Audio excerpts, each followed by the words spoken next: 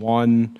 With that, this month's meeting of the Raleigh Parks, Recreation, and Greenway Advisory Board has now started. This is our call to order, but before we go to any other items, I just want to welcome to the board 2 new members. We have Carrie Hasbrook and we have Stephen Breckbeal, who are joining us on the board, so welcome.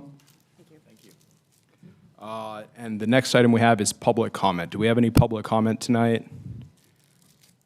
Just as a reminder, one of the later agenda items that we're going to have is the John P. Topgreen proposed renaming. So if anybody has public comment on that, we're going to combine that with this current public comment period. So if you have a comment on that, Nick Neptune, if you want to step up. Good evening, Mr. Chairman, Parks Board. I honestly did not come prepared with public comment, but there's this excitement and energy that has compelled me, given that there is no further public comment, just to offer briefly an invitation to our distinguished members of the Parks Board. I have the pleasure and the privilege of working with artists and designers on new public art coming to our parks. And so I think that this is an opportunity, if you will, to extend this invitation to all of you to come through as we wrap up the initial round of public engagement, active listening to our community at specifically Lake Lynn Park. For those of you who may not know, we're talking 52 acres of green space, a 2.8-mile loop trail around the lake, tennis courts, basketball courts, a community center. I mean, there's a lot going on at Lake Lynn. And as it happens, as a part of the Percent for Art program, we have an opportunity for public art. And so on Sunday, one more time, Sunday, January 26, from 2 to 5 o'clock, plenty of time to drop in, we will have three light concept directions, ideas, if you will, ideas that are based on the initial 2-3 months of active listening, engagement with our community around Lake Lynn.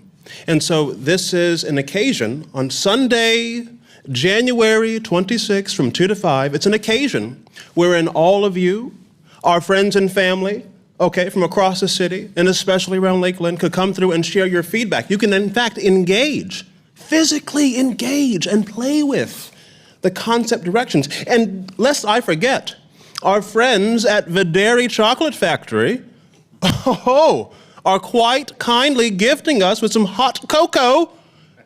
Okay, so, I mean, if you need an added incentive, and I'll probably have some music going too, I'm just saying. I mean, it's gonna be a whole scene, man. So, all that to say, I wasn't really prepared to, say anything, but it is a privilege to be here before you. Deeply grateful for your service. I know that all of you are volunteers appointed by our city council to serve.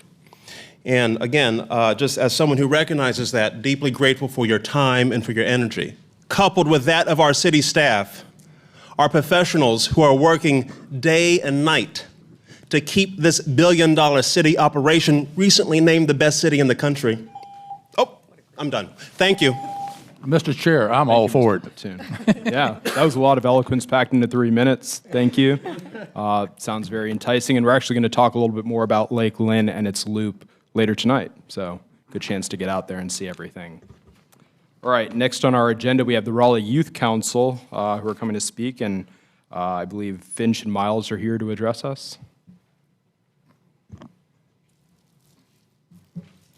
I'm sorry, but Finch was not able to make it tonight. But I am Miles Frazier, and I am the vice chair of the Raleigh Youth Council. So going forward, for past community services, on December 7th, we hosted our Santa's Workshop event at Abbott's Creek Community Center. Participants were able to create crafts and take photos of Santa. We were able to serve 25 different families. And on December 14th, we hosted Toys from Teens at Roberts Park. For this event, participants were able to create crafts, drink hot cocoa, take photos with Santa, and receive a wrapped gift. We had over 400 participants, which is the most we've ever had at this event. We were able to give over 400 gifts and 30 larger raffle items. Thank you all for supporting the event with toy donations. And for our past meeting, our first meeting of the 2025 year was the past Monday. The executive board was very excited to kick off the new year with a goal-setting meeting. The council participated in a bracket activity to create RYC-specific goals for the remainder of the school year. Our goals were focused around implementing more community service, team building, and bonding activities, and enhancing our meetings with more leadership opportunities. We have upcoming an unhoused support drive. For the month of January, RYC is collecting hats, gloves, socks, hot hands, throw blankets, and hygiene items. We will distribute these items at an event later in the winter. And for our upcoming community service, this Saturday we will volunteer at an organization called Made for Me.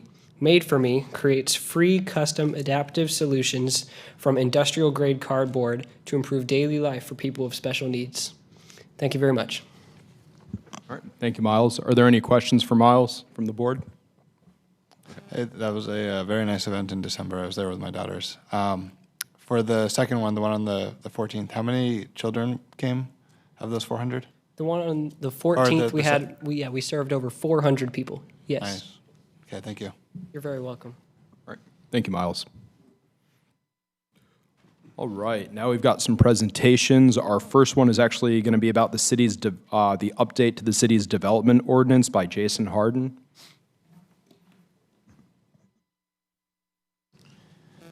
Good evening. Good to see you. Jason Harden with the city's Office of Sustainability. And I have a couple slides for your consideration.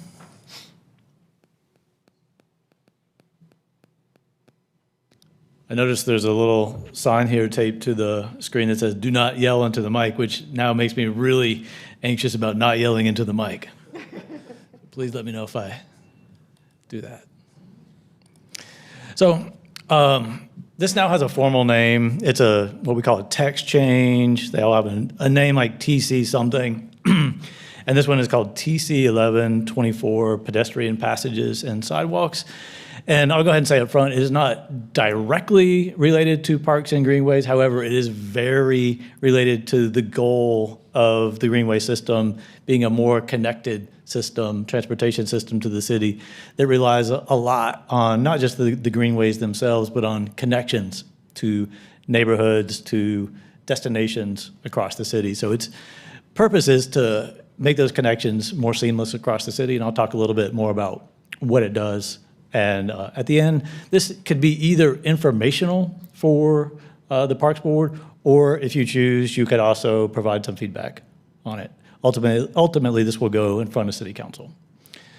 So there's two main items here, and the fundamental element of the entire package is to make it easier to get around without a car in the city of Raleigh, to make it safer, more comfortable, more directly connected. I think we all know Raleigh's a great place. I think we also know Raleigh mostly grew around the time post-World War II, where cities across the country grew more around driving. Lots of benefits to cars and driving, but it definitely has left Raleigh a little bit more fragmented from a pedestrian and bicycle connectivity perspective. So this will incentivize, with new development, more pedestrian and bicycle and facilities for other users as well, whether it's scooters, more mobility devices, all kinds of basically non-vehicle facilities. And then there's a specific element about crosswalks at intersections, which I'll walk through at the end of this. So how this works, there's already an element in our development code called a pedestrian passage. And it's a 10-foot wide, at least, could be much wider than that, but at least 10-foot wide paved area within a public easement. And how our code works is, as areas redevelop, it wants to create a more connected city with streets, pedestrian passages, transportation network overall. And currently there's an incentive in the code for including a pedestrian passage. What this text change would do is expand that allowance, because we haven't seen it used all that much across the city. And so in essence, in more cases, and the next slide will make this a lot more clear, it would allow a pedestrian passage as a substitute for a street in more locations. It would not take the place of streets. We have what's called a street plan, which maps out where really critical future streets would take place. So in those cases, it couldn't be replaced with a pedestrian passage. But if there's just a requirement for a connection of some type, this would be potentially eligible. Here's an example. It's actually, this is a specific real block, but it's really intended more just as a kind of generic example of how this would work. So the block is basically the perimeter, which is how we measure this, is larger than we would want to see. So if and when this particular block or any block like this comes in for a redevelopment, the code would say there needs to be a new road put through the middle of it. What the text change would do is say, it doesn't have to be a road, it could be a pedestrian passage instead. So again, the overall intent here is not to remove, obviously, car infrastructure, but to over time shift the balance of transportation infrastructure in the city from more purely car infrastructure to more of a balance of car and bicycle and pedestrian infrastructure over time. So with that, there are also a couple of changes to what the design of these facilities would look like, because we want to make sure that they truly do provide safe, comfortable passages for pedestrians or other users. And so this is a really good example of what a lot of situations would look like, where you have the pedestrian passage intersecting with a vehicle drive, and the change would simply say, in one of these ways, either through the materials or the height, the pedestrian passage would get priority over the vehicle passage. And it signals to people driving that, hey, this is a place where pedestrians are, where they may be crossing. Slow down a little and just be aware that there's some pedestrian traffic.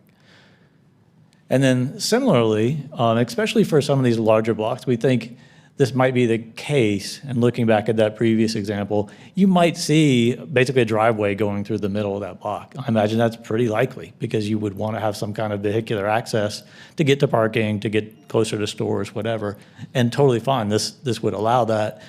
But at the same time, if the intent is to have a pedestrian passage, we want to make sure basically it's not just a driveway with the label of pedestrian passage slapped on it.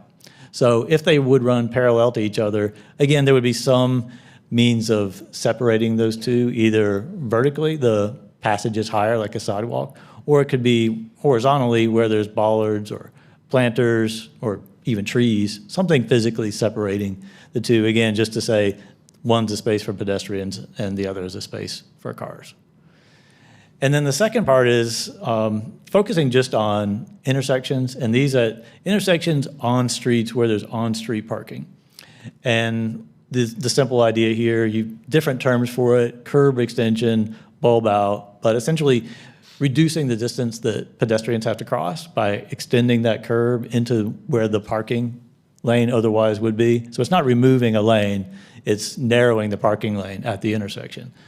And that also, again, sends that signal to people driving, this is a place to look out for pedestrians, and then the physical infrastructure also tends to slow down cars.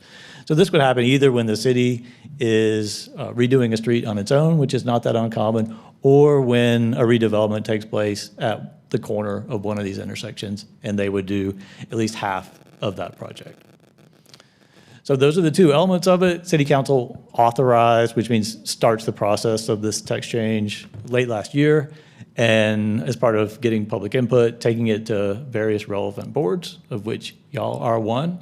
Ultimately, this will go to the Planning Commission, which is the formal process for changes to the city's development code, and then back to City Council. They'll hold a public hearing and then make a decision on it. So again, happy to take questions, but also just want to note the board has the opportunity either to take it as information or to make any kind of recommendation on it. I think I see a couple of hands. Thank you, Jason. Beverly? So you, at the very outset describing it, you talked about pedestrian and bicycle mobility, but as you described it further, I didn't see any bike lanes or provision for bicycles, as it was just pedestrian. And so if you're trying to increase multiple mobilities, then it would seem to be that it would need to address that as well. Sure, absolutely. It's intended to do both. And so that 10-foot wide width minimum is typically what we would see on what we call a multi-use path, which a facility wide enough to accommodate both people walking or on bicycles or other devices. And it's not to say it would take the place of bicycle lanes that would be on formal streets as well. At this point, most of our streets, when they're redone, would include some kind of bicycle facility. So certainly a big part of the intent of this text change. Well, can I suggest, I think I've shared with this board before or on BPAC, having traveled in other places where there's a multi-use path, there's often a delineation so that maybe 6 feet of it are clearly for pedestrians, marked with that, and the other 4 feet for cyclists, and it makes it both more inviting and safer for both of the users to delineate the and we don't do that on our multi-purpose paths now, but I think it would be a great improvement. Yeah, I think it's a really great kind of problem to have when you have so many users on these facilities that there starts to be this kind of conflict. If anybody's ever been to the Beltline in Atlanta, that's a really good example where it's so popular that it's actually a real challenge to figure out how to kind of sort out the users who are traveling at different speeds, which is often a lot of the conflict. So I don't know that we've hit that on these types of facilities in Raleigh, but it's absolutely an important consideration, and I think that will be a great problem to have. I'll just note as a side note, again, going to multiple boards, and next week we'll be going to the Bicycle and Pedestrian Advisory Commission and getting some feedback, and so they may have some thoughts along similar lines. Stephen? Just a quick question. Good to see you. Yeah, good to see you. The way you describe that parking lot layout, with the raised areas, stuff like that, just as an example, it seems to look like the parking lot they have over at the North Carolina Museum of Art, where, that's set aside and the raised areas for the pedestrian crossing, and I think that's just great design. The other thing I wonder if is under consideration is in some cities I've seen where they, and I don't know what it's called, but you have the diagonals as well, where the intersection just shuts down and pedestrians can cross whichever way they want, which is kind of an interesting thing too in terms of fast movement. It totally clears the curbs. Yeah, the Museum of Art, that's a really good example. In fact, I'm thinking now, I just made a note, that would be a good picture to include to illustrate that concept. I've heard different terms for the pedestrian scramble. The ones that I've seen pictures of a lot in Japan, I'm not saying that's the only place, but where you see really tremendous pedestrian volumes, especially near some of their transit stations. And if you want to talk about giving priority to pedestrians, that's a great way to do it. Of course, the ultimate would be a fully car-free street, which in fact, these pedestrian passages, that's the term we use, but in essence, these are car-free streets. Now, when you get to an intersection, that's where, in the design of this, we wanted to make sure there was some thought about what that looks like. We're probably, again, not there yet in terms of at a full street traffic intersection with the four-way crossings, but I hope we get there really soon, and that's something we have to figure out. Other questions? Kara? In this update to the ordinance, is there any sort of, in that example you shared about, this could be a pedestrian walkway instead of a road, are there any sort of rules that the developers have to follow, or can they just kind of do whatever? The rules would be more or less what you saw in the presentation, some standards for, which we don't have right now, standards for what happens when one of those passages intersects with a vehicle drive, which is a super common situation. So that would be one of the rules. Again, just trying to make sure there's some separation between the expectations for what happens when vehicles encounter pedestrians. Okay, so from more of a safety, not like a design or standpoint. Right, that's right. It leaves it pretty well open. And you see a lot of recent examples, some of which I think I included in the presentation, that, for instance, at Smoky Hollow, that really wasn't technically one of these facilities, but it's a block that basically is a car-free street. Seaboard Station, a really good example of that same thing. So it's going to give those developments the freedom to design it in the way they choose. It doesn't specify, say, bollards or planters or what that looks like, but it would have the certain minimum requirements, this 10 feet minimum of paved surface, and then 20-foot public easement, and then the standards about what happens when things intersect. In the example you gave where the pedestrian route was going through a city block that should have a street, What happens when it gets to the street at the end of the block? Does it follow the same rules, or does it just go back to? So it would depend on what happens in the future, but basically for that example, it would stop there. And then ideally, as future blocks redevelop, what would happen in that process is we would want to align those facilities so you have ideally a continuous, not just one block, but block after block of a pedestrian facility. And so in the process for when facilities come in, we would want to do the same thing and align those, whether it's a new street or whether it's a new pedestrian facility. And one of the elements of the change, I should note, would say that whatever the facility is on one section should continue. So if it's a pedestrian facility, we would want to see that continued on the next block. With the exception being, again, if the street plan says this really needs to be for transportation purposes, a full street with travel lanes for vehicles. Who gets to decide whether the linear route is north-south or east-west? There's some discretion in that process. It happens during the development plan. So that's something where there may be a proposal, city staff is going to review that. Ultimately, it needs to be a functional connection, not one that, say, is in some far extreme of the property. We're going to want to see that as functionally useful and frankly close to the center as possible. But it's a little bit indifferent as whether, to your question, whether it's east-west or north-south. We would want to look at that contextually. But it's not something it's going to be specified in the ordinance. All right, Kate. And I was just wanting to clarify, so if a greenway is coming out onto the street, these design standards would also fall in place for that? Yeah, could you expand on that question a little bit more? Because I think I get it, but I don't want to. Well, I'm thinking guess. that there are places where the greenway ends on a street, and then wanting to make that, and sometimes people, people continue on and maybe pick it up somewhere else. Right. So again, this is an option rather than a requirement. Although I think it's frankly a very appealing option for a development because it requires less space than would be required for dedication for a full street.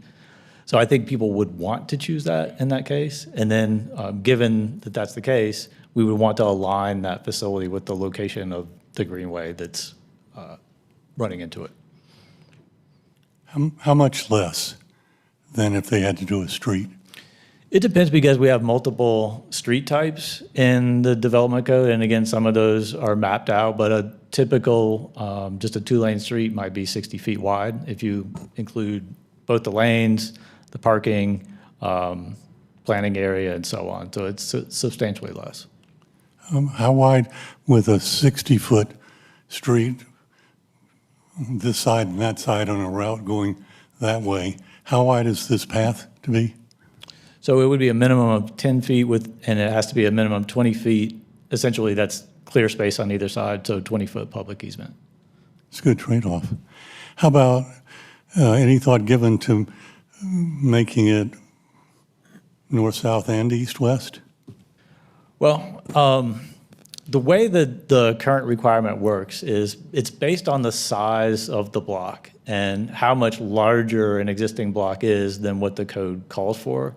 It depends on the zoning district, but let's just say the code says that the block shouldn't be more than 2,000 feet all the way around, and which is like a downtown block. We have a lot of, I'll call it a block, but it's hard to envision it as a block. But if you start on one place and then walk all the way around, taking a bunch of right or left turns and get back to the same place in as short a dimension as you can. In some cases, it might be, in parts of Raleigh, it might be a mile, it might be several miles. So it's a quote unquote block, but they're huge. And what the code says is if you've got a block that big, you have to start to break it into smaller blocks. And it's hard to say with I'll go back to that example because I think that'll help talk through it. And this is, I guess, a pretty good kind of typical example. You might see many blocks that are larger. So right now, there would be one street that's required, and this change would, instead of that street, allow one pedestrian passage. It wouldn't require more than one street or more than one pedestrian passage. It's just there's kind of a limit in terms of how much we could expect one individual development to break things into smaller chunks, if that makes sense. Thanks. Other questions? Gregory?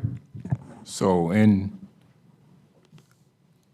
attempting to make crosswalks safer, is there a consideration to put on-demand crosswalk, pedestrian crosswalk? That's definitely something we do already, depending on certain issues. And I think I saw recently that there's one going to be installed near a Greenway where there's been some conflicts between Greenway users and vehicles. So it's something that on a case-by-case basis we'll look at on certain streets. For this case, it could be also a part of this. The hope is that just narrowing the intersection itself would be enough to improve safety. But potentially if there were higher vehicle speeds or conflicts, then that could be an additional measure as well. One other question. Does the developer pay for this? Yes. Shangwen? Following up question for the pedestrian passengers in the large block, in the middle of large block. So will that aid extra crosswalk when connecting to the existing road? Or for example, the next block will develop in the future, they have another pedestrian passage. Will that require a crosswalk in the middle, or people still need to use the existing crosswalk at the corner of the block?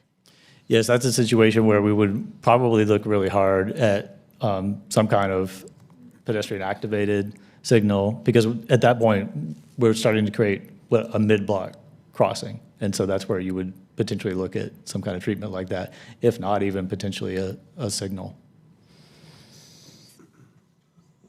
Is there any conversation about, for some of these curb extensions, mandating the planting of street trees at those?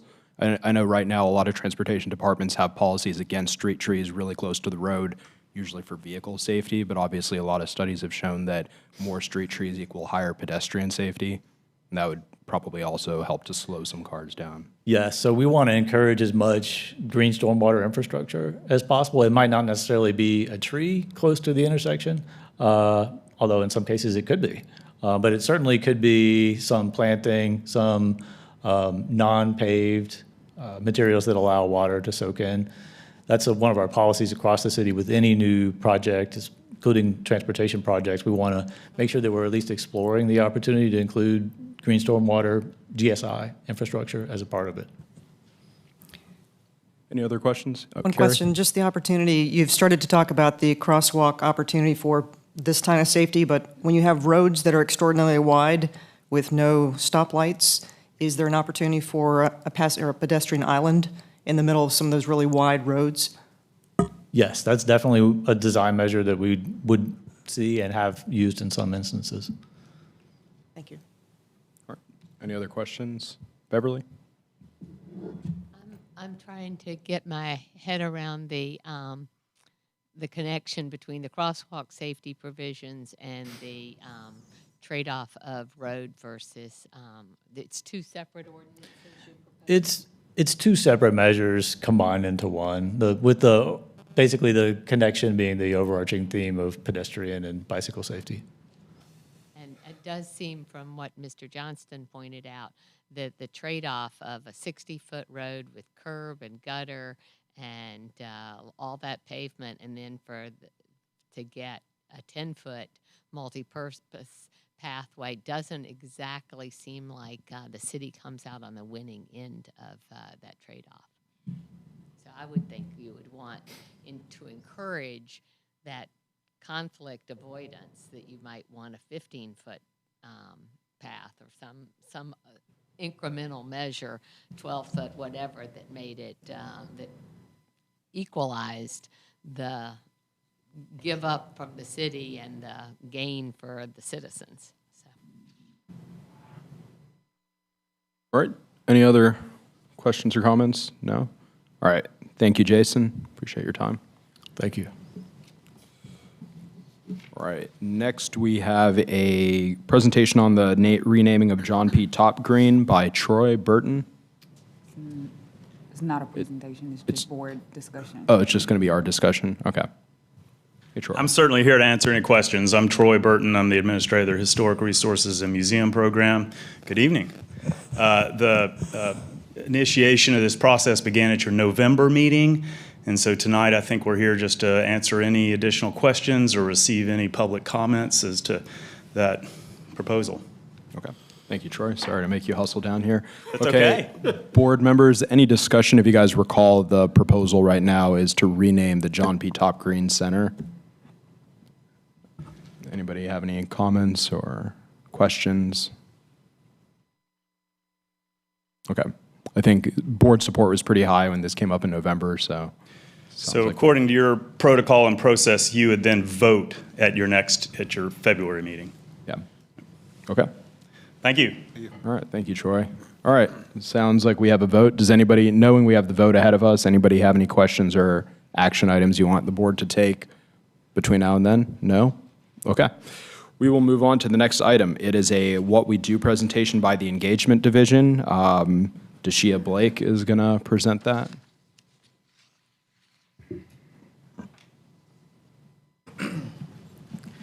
Hello to the chair, members of the board. I'm Charles Craig, Assistant Director for Raleigh Parks. I'm super excited to be able to introduce Deshia Blake. He is our Superintendent of Engagement for Maintenance, and he has done a phenomenal job. He will share, this is what we do, a snapshot of what we do, because we do a lot. But I just want to introduce Deshia. And Deshia. Good evening, everyone. How y'all doing today? I'm here to tell you a little bit about what we do in the engagement unit, which is what I've been running now for the past year and a half. We are responsible for the... Thank you, Giovanna. Oh, yeah, I'm supposed to do this. That's right. Sorry, y'all. So we are responsible for the grounds and maintenance of our destination parks across the city, which is encapsulates Dorothea Dix Park, Pullen Park, Chavis Park, and Raleigh Rose Garden. That is one of the units that I run, but we are responsible for bringing the parks to the people and making sure the parks are ready for the folks when they come to us. As you see, I run the grounds, horticulture, athletic, ball field maintenance, aquatics, irrigation, and refuse units that we have as a part of our team. And these groups are definitely responsible for the park's first impression to our citizens as they come to our parks and to our visitors. So again, this is kind of mapped out what the units are that I'm responsible for. As I mentioned previously before, destination parks, which includes Pullen Park, Dorothea Dix, Chavis Park, and the Raleigh Rose Garden. Aquatic maintenance deals with anything that you see from our indoor pools to our pool building locations. Athletic field maintenance are our multi-purpose fields around the city, soccer fields, open field space, baseball fields, Walnut Creek Baseball Complex, of course. Our irrigation team, which is one I left off just a while ago, they're responsible for all irrigation throughout the city, and then our refuge unit, which takes care of all of our solid waste that our parks produce, and our special operations and event staff. I'm going to go into each one of these a little bit more as I go through my presentation. As I said before, our destination parks group consists of 3 crews for a total of about 34 staff members and 15 part-time staff. We are directly responsible for 430 acres of land and 250 trash receptacles serviced weekly throughout the week. We do have about 20 volunteer events that go on each year throughout the year. We're also responsible for mowing, blowing, and cleaning the grounds, servicing the trash receptacles, landscape bed maintenance, wildflower, vandalism, cleanup, graffiti, park rentals, everything it takes to make sure that when folks come to those areas that they're clean and pristine and people can enjoy them while they're there. Next is our athletic field maintenance, which in-house we call AFM. This is the group that makes places like Walnut Creek Baseball Complex pop when those big tournaments come into town for the weekends.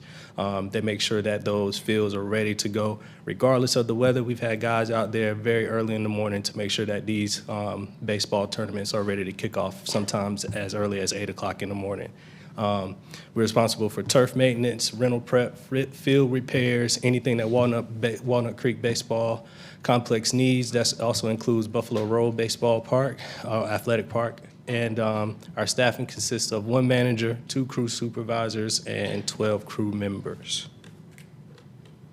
Our irrigation team is led by that same manager who also runs our athletic field maintenance and our aquatics program, but he also is responsible for our irrigation team as well, who are responsible for all field and landscape irrigation inspections and repairs. Pipe cleaning, repairs, replacement, demolition of old, outdated irrigation system. Those guys are your one-stop shop for that, which takes care of a lot of things for us across the city. Also, 1 crew supervisor there, 7 crew members as a part of that team. Aquatics maintenance, these are the ones responsible to make sure that in the summertime we're able to be cooled off inside of our pools that are in ground or inside of the buildings year round. They're responsible for routine inspections and audits, repair and maintain equipment and surfaces, coordinate the building structures and all that stuff that may go on there. Projects, repairs, maintenance, anything that comes to that, contractual surface and equipment replacement, liaison to vendors and manufacturers, purchasing and inventory, training and compliance. My aquatics team takes care of the building from top to the bottom, inside and out. And they're great at it too when they do it. And that crew is a team of 4 members, also by that same crew manager. City Parks Refuse. Our City Parks Refuse is responsible for all 200+ parks across the city. This is a staff of 5 crew members and 1 supervisor, and they're responsible for everything from the park standard trash cans that you see in the park to the roll carts that are similar to the residential roll carts that are at park locations, park litter, and the vehicle operations of our refuse truck that you see there. Our refuse department is responsible for a lot of the solid waste that our parks collect throughout the year. In this picture here, you see just a snapshot of what they deal with daily. Sometimes they are prepared for these. Other times they are not prepared for these. And when I mean not prepared, meaning that they show up to the park and somebody's popped up and had a party. We want them to enjoy it, but it helps when that stuff is planned in on paper so they know what they're walking into, right? So you see a little bit of what they deal with on the daily, and this is a little more information about them. You see a map there outlined in red. All those parks are what we are responsible for the city of Raleigh inside those lines, and they are responsible for all of those parks. Our trucks run 7 days a week because our parks are never closed, right?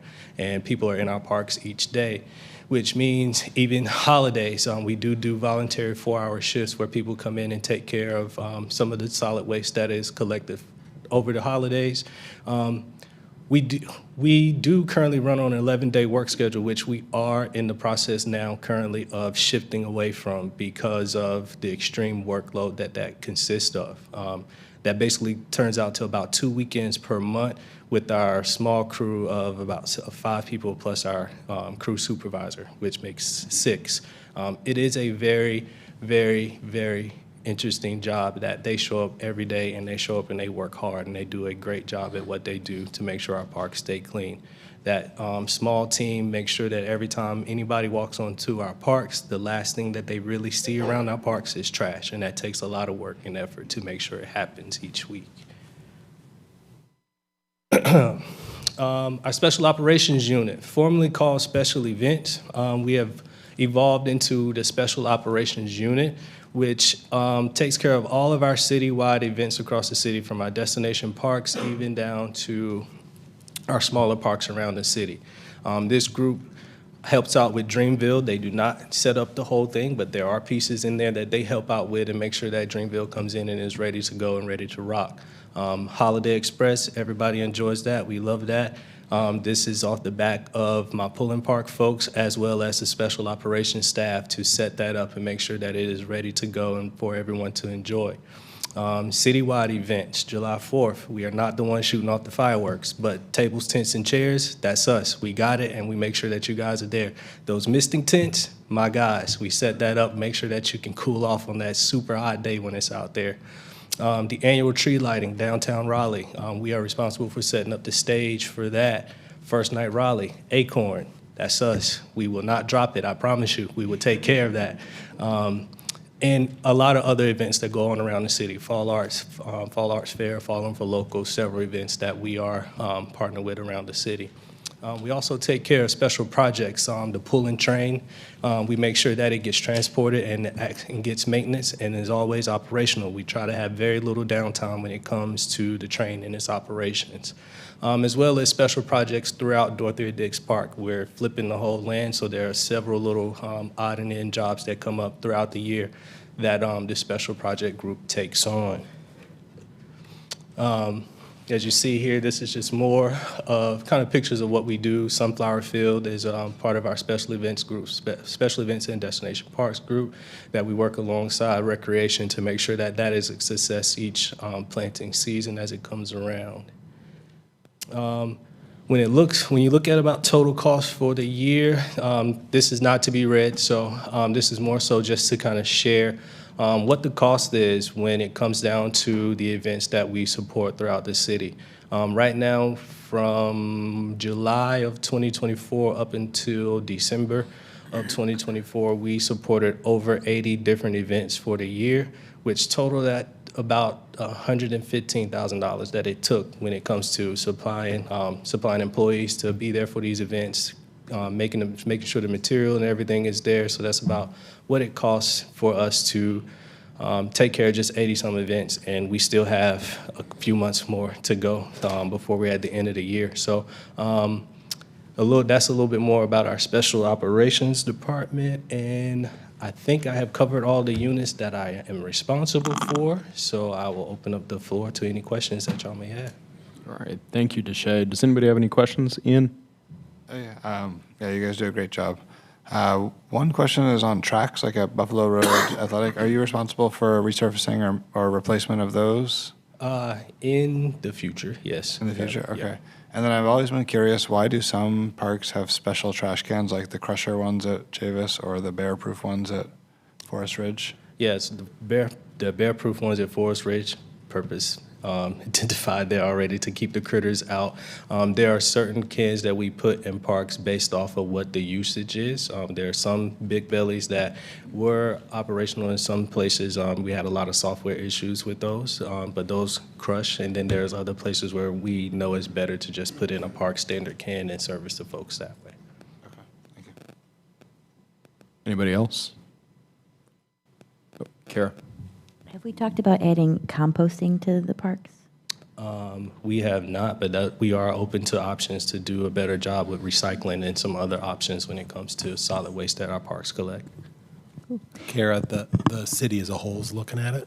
I think solid waste is doing like a citywide, should the city do it itself? And then we might be like one of the first pilots to look at it. Okay. And then when you were talking about the waste team, did you mean like the employees volunteer on holidays, or we have volunteers who volunteer? So our employees volunteer. Our team of 5, they will volunteer who would want to cover that holiday, but we also do have employees that we offer. We offer them as opportunities to volunteer on holidays as well, too. Wow. That's super. Volunteer to work. Yes. Comp hours, or, yeah. Okay. Like overtime hours? We do comp hours first before reaching into overtime. So we give them opportunities to get those hours back. And is there going to be maybe an opportunity next year? It sounds like that's a very busy team. And you mentioned you're restructuring that 11-day shift, which sounds really crazy. And Yeah.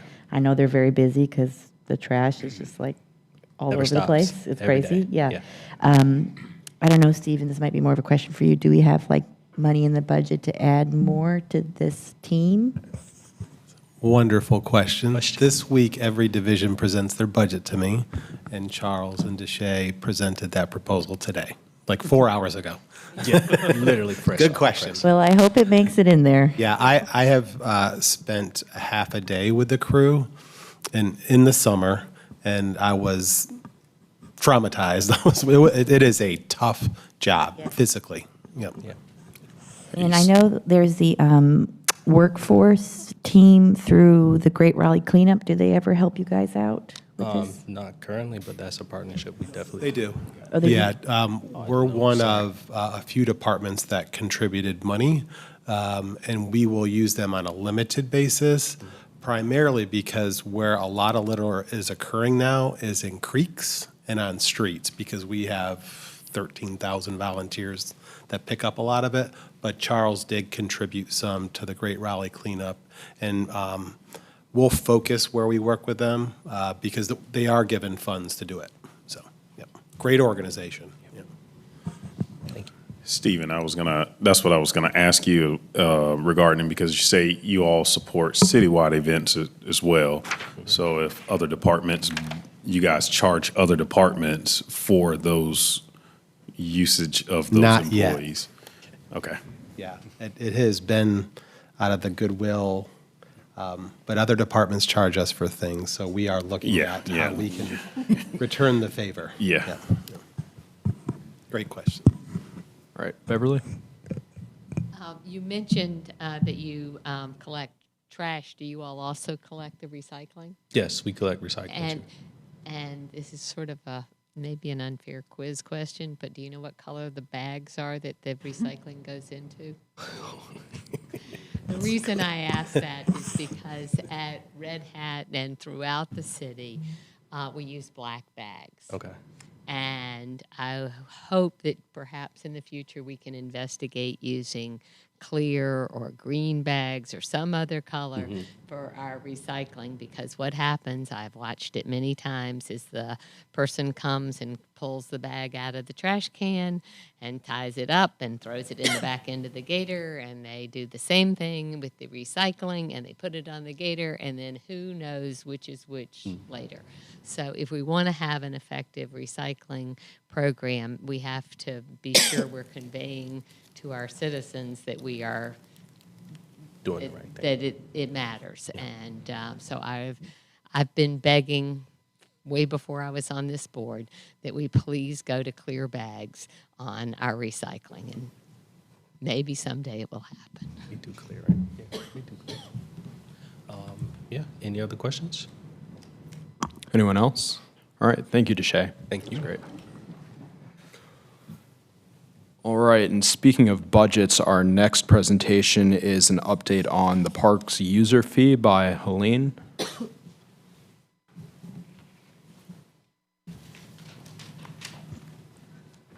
Good evening. I'm Helene McCullough. I'm the Business Services Manager for the Parks, Recreation, and Cultural Resources Department. And we've had a little change in who's going to present. I'm going to present some, and I was going to have Ken Hissler, but Josh Powell is going to help present some of this tonight. And Josh is going to help me get started here.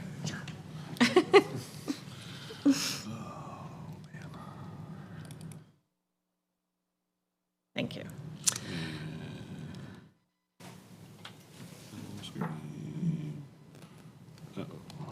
Why is everything so? Up at the top. There we go. Thank you. As many, I'm yelling into the mic, I'm sorry. As many of you know, last week at City Council, they adopted the update to the park system plan. So we're all excited about that. One portion of the park system plan was a fee study. So we had the opportunity to work with the Barry Dunn group, and we were able to go through a fee study and analyze a lot of the fees and charges that we do for the Parks and Recreation Department and look at all our policies and procedures for that. And we're going to talk about that tonight.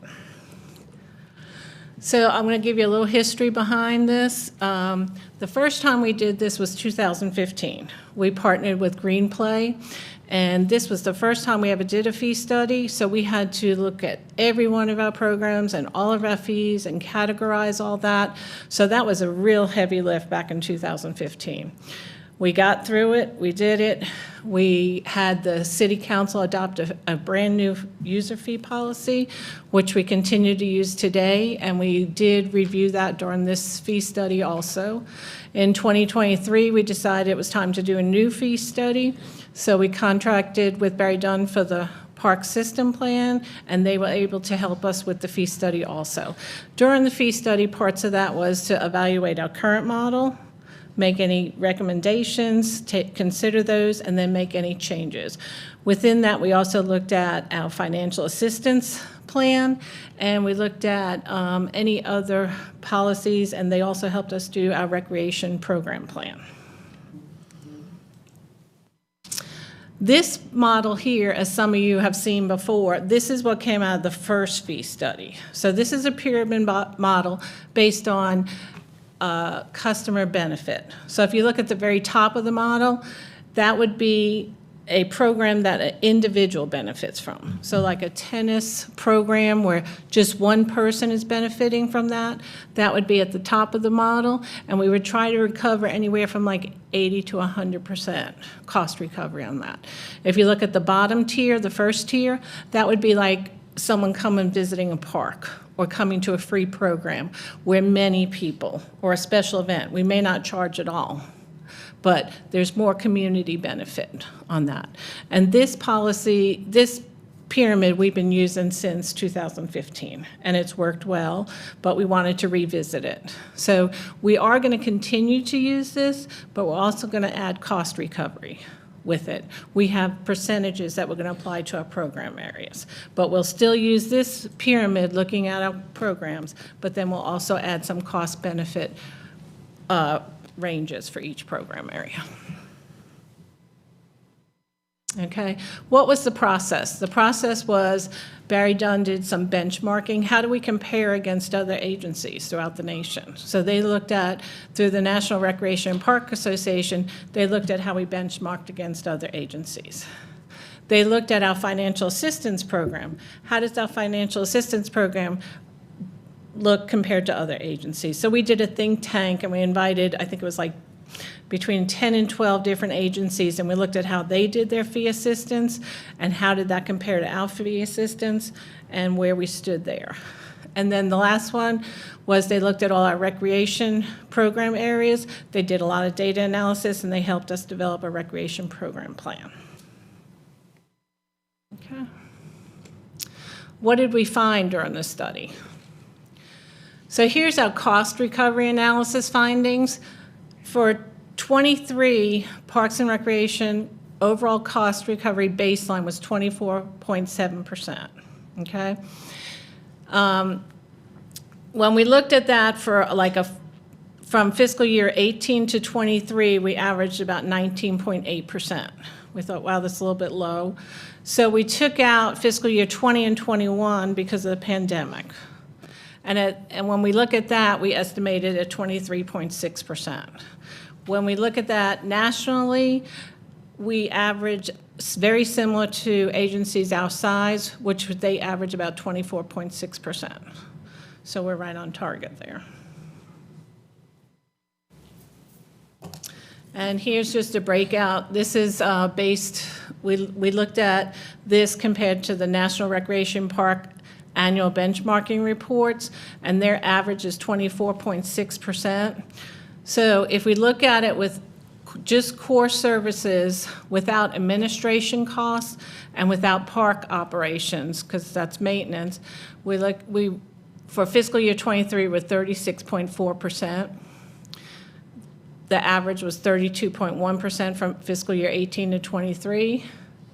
If we just add in administration costs, we're at 31.7%, and we're averaging 27.6%. And this is where we add in parks, we're at 24.7% and 19.8% on average. So those were the basic findings when we benchmarked against other agencies. So we were in pretty good shape. Any questions on that? Go ahead, Beverly. One question, you're benchmarking against other cities, which is very logical, and I totally agree. But do you also benchmark against similar agencies? Say, you know, two parts to this question. To other communities in our area comparing to, say, Cary, Knightdale, Apex, whatever, it would seem that that's kind of a different universe that's worth looking at. And then also looking at the universe that of the other nonprofits that provide similar services in our community, so that you're sort of more triangle-centric. We do, and we'll get a little bit more into that. But when we do our pricing, just our general pricing, we do look at the cities around us. We look at Cary, we look at Durham, we look at Charlotte, we do look at the local. And then we also look at competition. We have to look at the Ys, we have to look at nonprofits, we have to look at anybody who's offering similar services to us. So yes, on both of those. And we will talk a little bit more about those. Do you have, can you give us some idea of the agencies in the think tank? In the think tank was Atlanta. I'm trying to think. Josh, you remember any other ones? I would have to get back with you on that. But it would be other cities. Yeah, I know Atlanta was in there, maybe Richmond. Yeah, I was going to say Richmond was. For Beverly specifically, like Virginia Beach, Tulsa, and Omaha, there are our comparison agencies. Yeah, yep. We can get the. I didn't understand the scope of the term agencies. You're basically meaning municipalities that have the same program. Yep, I'm sorry. Yeah, I know Atlanta was probably the closest to what we were doing. Helene, were there any that, when we benchmarked, were considerably better than Raleigh, and so that we could kind of maybe study their best practices? I won't say they were better. They had different guidelines than we had. A lot of them only give 25% across the board. We do a tiering system with our financial assistance. We do 25, 50, and 75, and it depends on HUD guidelines. A lot of them don't even use criteria. They just say if you apply for it, you get 25%. Some of them do not give it to non-residents, and that's a big one. A lot of cities don't provide financial assistance to non-residents. We do, and we do it because we deal with donations, and we get donations from all over. They're not just City of Raleigh residents that give us donations.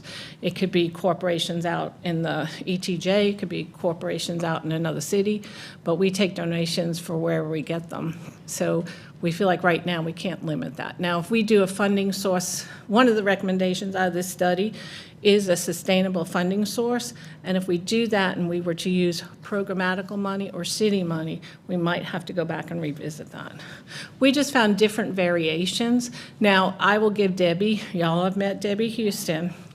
She was one of the few that went to 120 events throughout the year and they were like, why are you doing a think tank? We need to take you in our think tank. Because she did more things than most financial assistance coordinators. So I have to give her a shout out.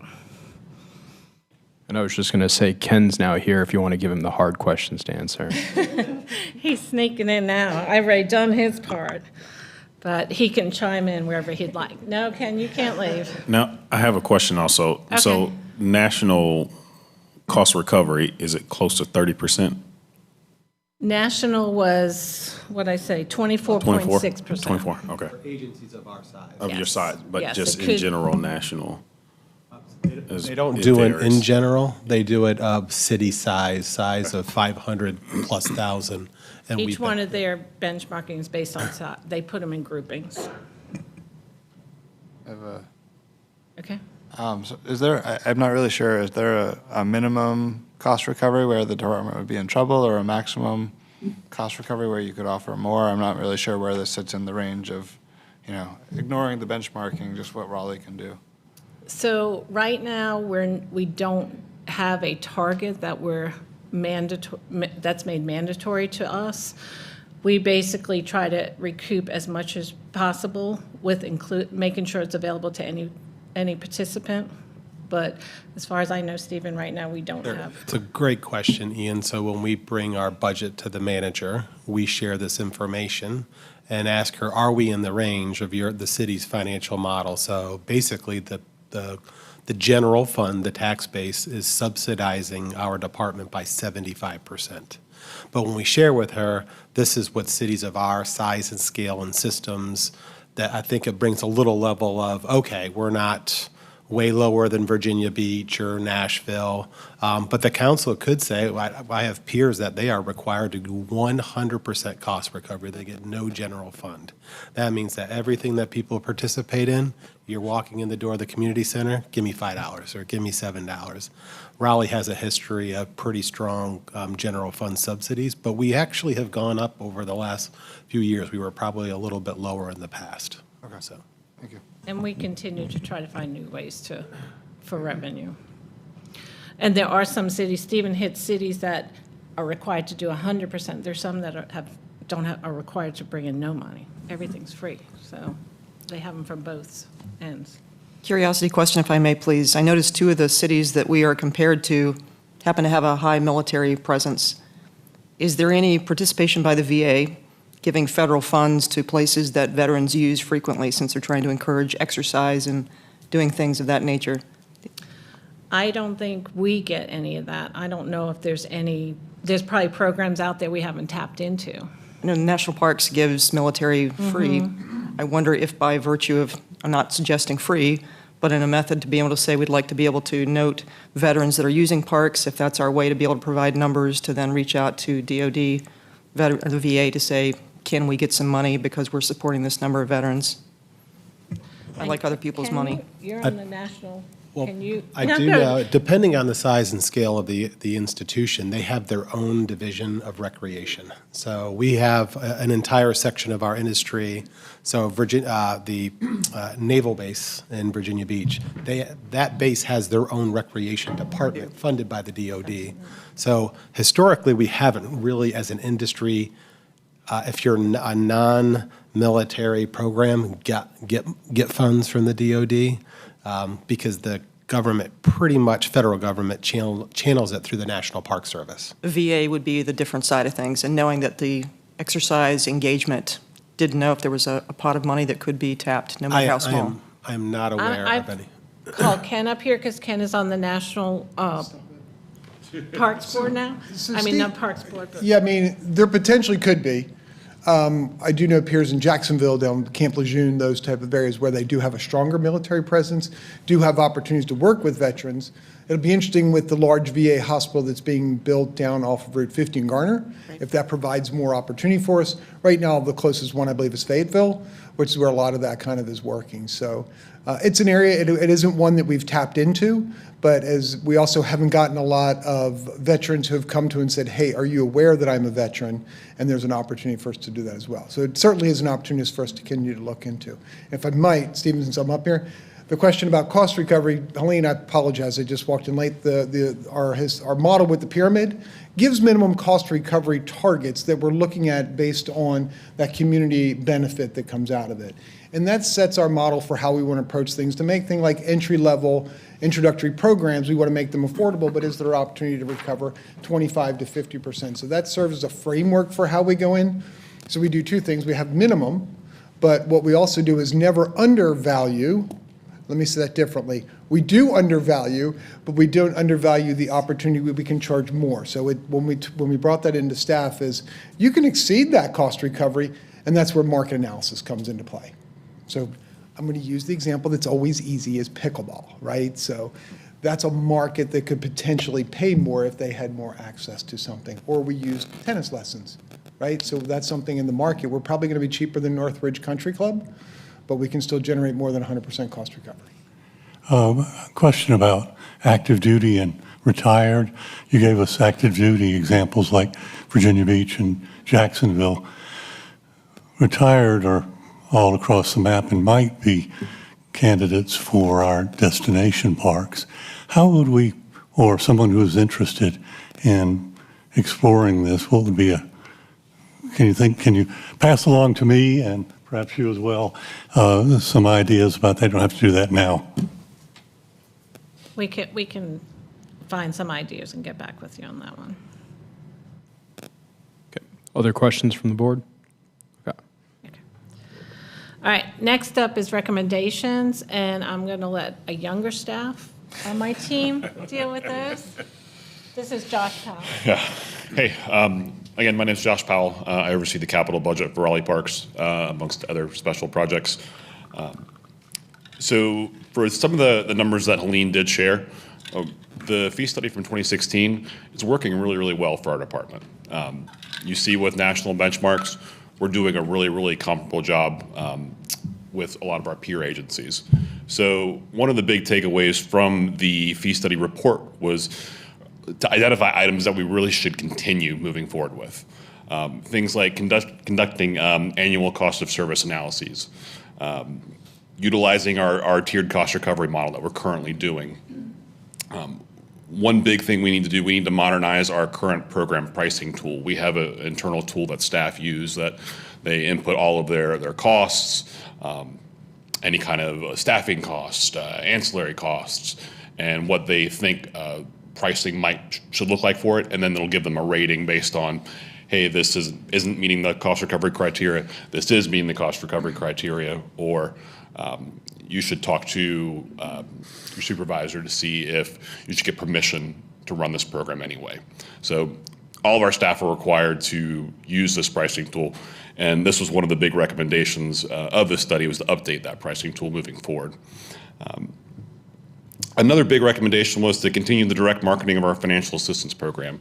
So as Helene mentioned, with Debbie and other financial assistance staff, we do have a new program coordinator coming in. We're on board now.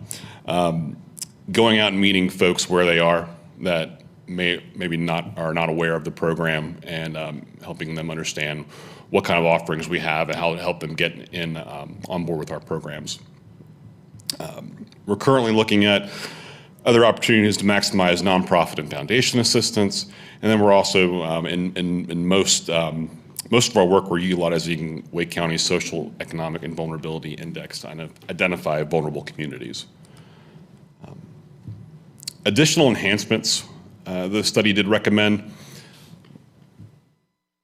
annual audits of are we actually recovering our costs according to the policy. Looking at our benefit levels for the tiers of the pyramid. Are the programs we're offering and the tiers that staff are identifying the programs to be in, are they accurate? So having that secondary review to make sure everything is fitting in where it's supposed to on that. Helene did mention earlier developing a sustainable funding model for the financial assistance program. Again, that's all funded based on donation right now. So looking to have a more solid foundation on that moving forward so we can expand it further. And one of the things that you'll see ongoing now is if you go to any of our centers, we're looking at expanding our opportunities to marketing to non-English speaking populations. You'll see a lot of translated materials in a lot of our centers and in our parks. We're really making an effort moving forward on that. A few other things that were notated in the fee study, looking at giving residents registration priority for certain programs. Unfortunately, we're not able to do that based on certain regulations through the Land and Water Conservation Fund. That's funded a lot of our park space. Pricing things to regulate demand, so things like Holiday Express, premier pricing for rentals, things like that. Making sure that we're staying competitive with alternate service providers. So again, to your question earlier about looking at the Y and other comparable service providers, are we still in competition with them? And finally, looking at non-resident participation in our program and our non-resident fees. Currently, we do charge a non-resident fee of $15 on programs that are $15 or more. Is that still doing what it was designed to do in the first place? So taking a look at that moving forward, what the future of that might be. All right. Moving on to, go ahead. Financial assistance plan, which I am a huge fan of Debbie Houston and the work she does there. But I think one of the criteria you would want to look at is do we have some way of measuring the unmet need? You know, are we turning away people? What's our gap there? And the other part of that question would be, what additional program capacity do we have? We don't want to, I mean, obviously we'd like to have more money to do more things for more kids, but if we can't include them, then that would be seem to me sort of a fundamental question to get resolved. Sure, and we're constantly doing those analyses each year on that. So moving forward with our implementation plan of this fee study, and we'll talk about each one of these things individually on the upcoming slides here. Looking at camp and school program fee increases, developing marketing strategies for non-English speakers. We've updated all of our internal policies, and then phasing in some of these new cost recovery targets over the next 3 years. We're looking at implementing a financial assistance fiscal plan and what that might look like. Again, annual fees and charges analyses, specifically for like dynamic pricing for rentals and special events and things like that. And again, I mentioned the pricing tool earlier. That's going to be a big internal lift, updating that tool to make it more useful for our staff and to reflect the new study. Moving into youth programs fee increases. So these are, I'll caveat this, these are already in place. We did increase the registration fee by $100 per year for before school and after school programs.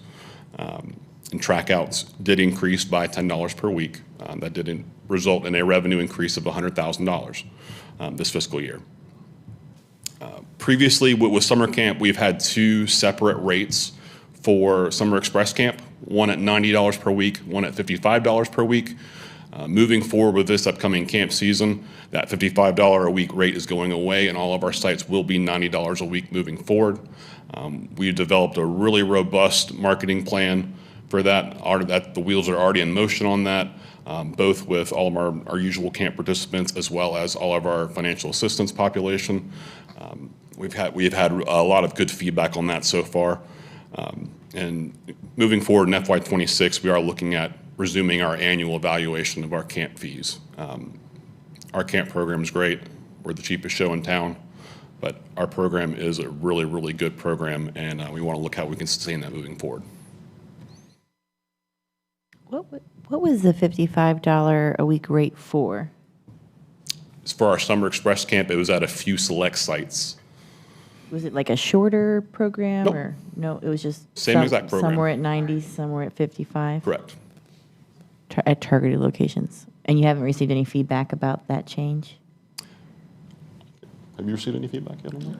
We've not. We've not. So we started, sorry, I'll give you a little context. So that subsidized fee, I'm going to go 25 years, if not longer. So it was originally set up based on, I won't say the data was median income, but it was based on ability to pay. So it was historically Southeast Raleigh sites, Tarboro, Roberts, Worthdale, those sites, and it was really based on income levels when those were set. What we're seeing is that's the same exact summer camp program that is offered at Abbott's Creek or JC or Laurel Hill, same program. It was just a different registration fee. Since we've gotten more mature with our financial aid program, we can still offer an opportunity for everybody. So what I love is Stephen stepping into the director's role. He inherited that same responsibility that every director that came before him is every kid should go to summer camp. And we hold true to that. So through our financial aid model. Now what we did when we made this change working with city leadership last year, we began with our marketing team. I want to say we developed a strategy, but we wanted to make sure that went out at the beginning of the new year. So we did targeted marketing to each of the community centers where people registered, where we had those subsidized sites. We made targeted marketing to those specific people. We also put it on our website. We did things through Gov Delivery.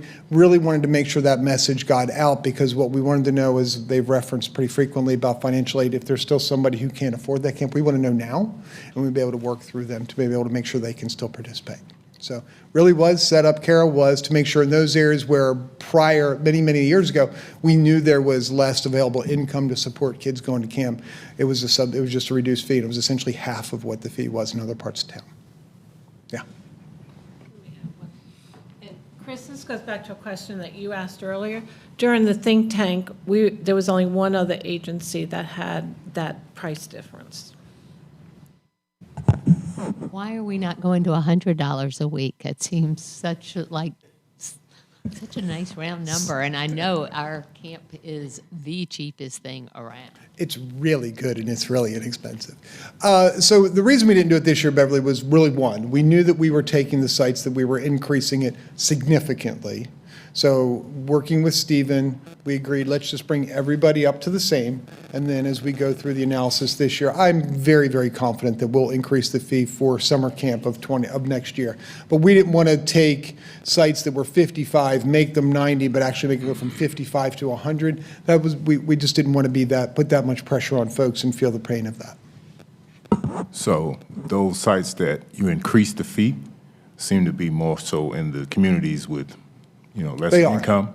So what data do you have to support that they can still afford that? There's two things that the ability to afford, that's a harder one. So I can pull there's two things that I can use. And what I've done historically is I can pull, a radius of the sites and pull the median income. So I can look at that. What we have identified over years when we started having this conversation is I can map the participation of the people that are attending camp. And what we find are two different populations. There's an immediate group that surrounds the community. So I'm going to use a Carolina Pines. It's the one that pops into my head. But what we also find is the community selects campsites based on the need for their family. So I'll use another example would be Halifax. So Halifax is a place where, especially when I looked historically to this application, was I had the Pilot Mill neighborhood that used it, or Raleigh Housing Authority people that used it, but it was really convenient for people who work downtown. So when we mapped it, we found that not all the residents who were attending camp lived in that immediate community. So therefore, that informs our decision-making that tells us if I'm probably somewhere around, it's not even 50-50, I can tell you, and I can't tell you the direct statistics when I looked at this, though. It tells me that I'm not just serving the community, so the intent behind why we were doing it was no longer being met. So that's why we have the financial assistance for those who still need the need. We're going to provide that opportunity for them to do it. And we do know that this decision is going to put more pressure on the financial assistance model, because instead of providing 50% of $55, we're going to be providing 50% of $90. Stephen still has the responsibility to make sure he says yes. But this is the part where we're going to make sure we have camps. And I say that somewhat jokingly, but absolutely seriously, in the fact that we're still, and that's Debbie's work where she meets with clients, whether it's a Raleigh Rescue Mission, they're going to probably go to Roberts Park based on where their place is over there, and we can still work with them to make sure they get to camp. So we look at median income, look at registration, we can map that, see where our campers are coming from, and then we've really been intentional about making sure parents or families who knew that there was going to be a challenge reach out to us. We want to start proactively working with you, because the other part of that question is when we register, we don't want to put them in a place where they might not get a spot, because our camps are really popular, and we want to make sure they get in. So Debbie has always been great. I'm going to tell you we might fracture our rule a little bit, but we want to make sure those people get access, because they might not be able on that morning to jump in and get on that spot. You stole my thunder. So one of the other changes on this thing, we are moving slightly from the pyramid model that you all saw earlier to this more table-based model. It's semantics, pyramid to a table, really. One of the things the table does allow us is to generate a cost recovery range for each of these tiers of benefit, though.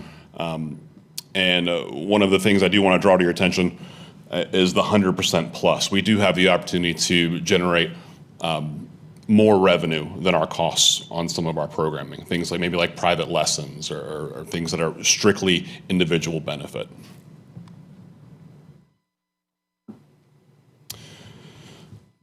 And finally, into reimagining the financial assistance program. Again, we're developing a marketing plan to introduce these new camp fees. A lot of the wheels are in motion on this. The marketing has already been put out to a lot of our families, since camp registration is next month. We will continue with our tiered financial assistance awards and looking at expanding that operation to help cover the difference in camp fees moving forward as well. I've mentioned a couple of times establishing the financial assistance fiscal plan, and then extending training to our staff so they can help. They're our best salesmen for the financial assistance program. We want them to be able to champion the program moving forward. So the more they know about it, the better they can help the public.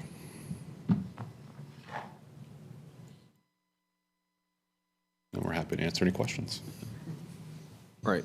Any questions for Josh? Beverly? When the City of Oaks Foundation was first founded, one of its primary goals was to provide funding for camps, and it's still one of its goals.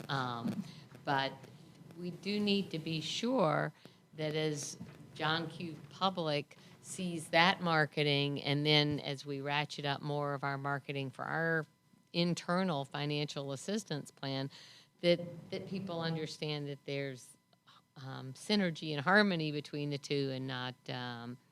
It's an excellent, and I met with their board chair. They're going to be hiring a new executive director. Chris has moved on. And we are talking about how our brand should clearly align with one another. They actually, when they were founded, they were founded as a land conservancy, and we've kind of morphed with our partnership. But there was always a little bit of independence of one another. We're trying to say, if you want to give, you have multiple ways. You can give to the City of Oaks or the Raleigh Parks Department. And I've even proposed, should they be called the City of Oaks and maybe not be called the Raleigh Parks Conservancy or Raleigh Parks Foundation, and there is a general openness to their board to saying, this is what we want to do, and not to try to do everything. We want to try to do 3 or 4 things and do it really well. So I think we'll observe a change in the foundation in the next 9 to 12 months. And related to that, we do convey to people, I assume, that a donation to the City of Raleigh is tax deductible, just like a 501c3. We do. And my question was really just, I was interested in learning more about, where the money for that comes from.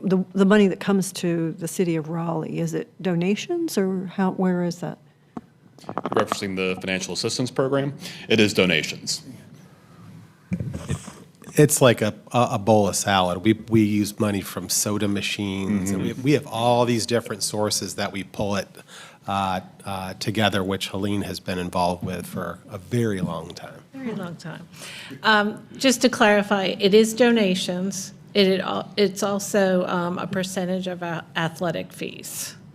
So we do a lot of athletic financial assistance. So they wanted us. They wanted to participate more. So we do get that. And we also do fundraisers. I don't know if any of y'all went to the, what was it called? The Holly Jolly Raleigh Prom. Adult prom last We week. sold out. First time we ever did it. It was $35 a ticket. It was during the snow last week. We still went ahead with it, and we sold 120 tickets. So we do, this was another one of Debbie and Ken's staff created this, but Debbie does, if you ever see glow-in-the-dark dodgeball, Frisbee golf tournaments, we do a lot of fundraising. And one thing, going back to what Beverly said, the City of Oaks, when they give us the money for their, the money they raised, they are 100%.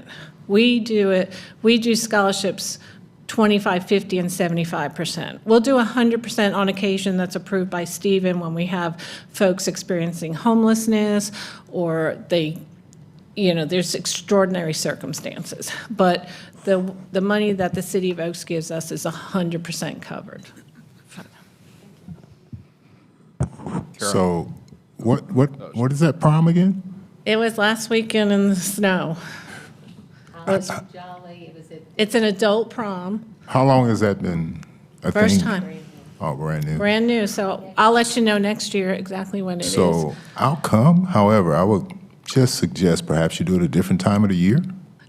We might, because it was a little the weather gives touch and go with the weather there. We Right. tried to do it right before the holidays, but we didn't get a lot of interest because it was too busy with the holidays, so we pushed it back, not realizing in North Carolina we would have snow that weekend.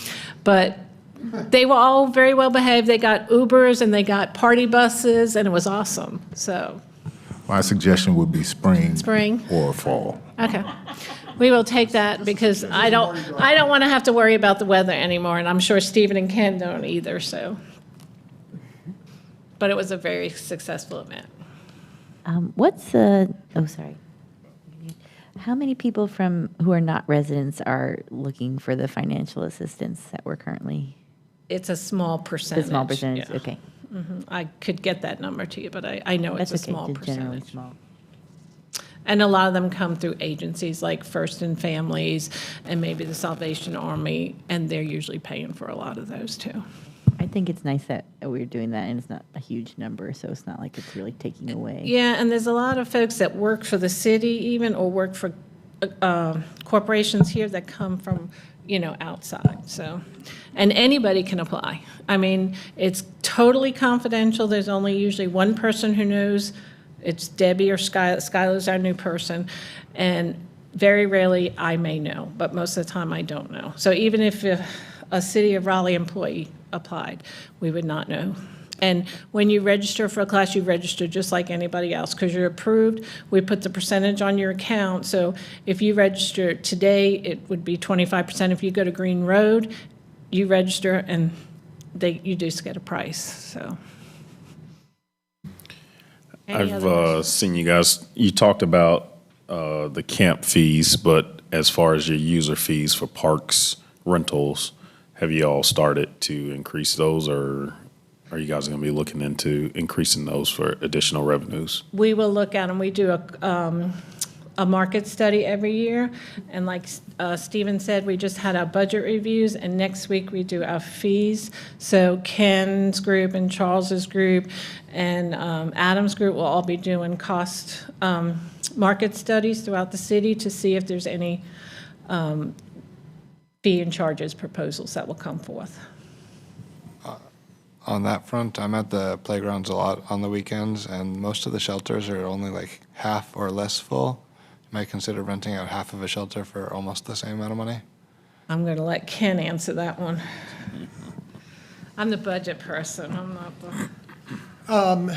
Shelter rentals aren't, I will say, in some cases, they're a great business for us. Pullman Park's a great business, like Wheeler, like Johnson, those type places. For those, if you're not new, or if you're not aware of this, all of our shelters you can use at no cost. It's not reserved. So it's one of those things when you looked at the base of that pyramid, community center, you can use a shelter. The reservation is to guarantee you have access. Now, I can tell you historically, if I'm having a birthday party, depending upon the size, so I got my 5-year-old birthday party, most people don't want a group on the other end. So typically, that's why they would reserve the whole shelter. Is it something we could look at? Yeah. I'm not saying it's a yes or no, but it's something historically, we've looked at renting the whole shelter. I would say the byproduct, the flip side of that is we want to make sure they're accessible to everyone. So if you think of like, I'm going to use, I know over in your part, like Roberts Park, super popular shelter. We've only got 2 of them, so they become in high demand.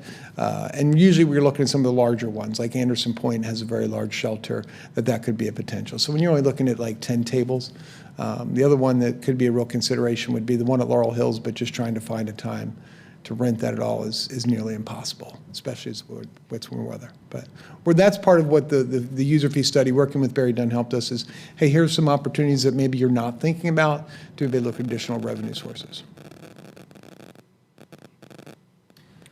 I have another fee question that might be more for Ken, but it's kind of along the lines of with the pyramid/table approach. One of the high benefit activity examples it is given is like individual sports lessons. So if you use tennis as an example, if somebody takes a lesson with the city, they pay far more than somebody that just wants to reserve a court to guarantee that use.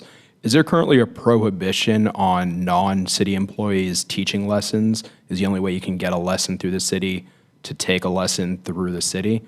Or is there exploration of making those courts available to non-city employees to teach those, but charging a higher reservation cost as like a high premium? So if you were a non-city. No, I know where you're going, and I want to make sure I answer the question. You want to take it? Well, it's similar to some of the people that do, a good portion of the people that are providing our programs are not city staff. They are vendors of the city. So I think what you're saying is if it's someone who's not a city instructor and they are an instructor as a vendor and hire a price range, sure.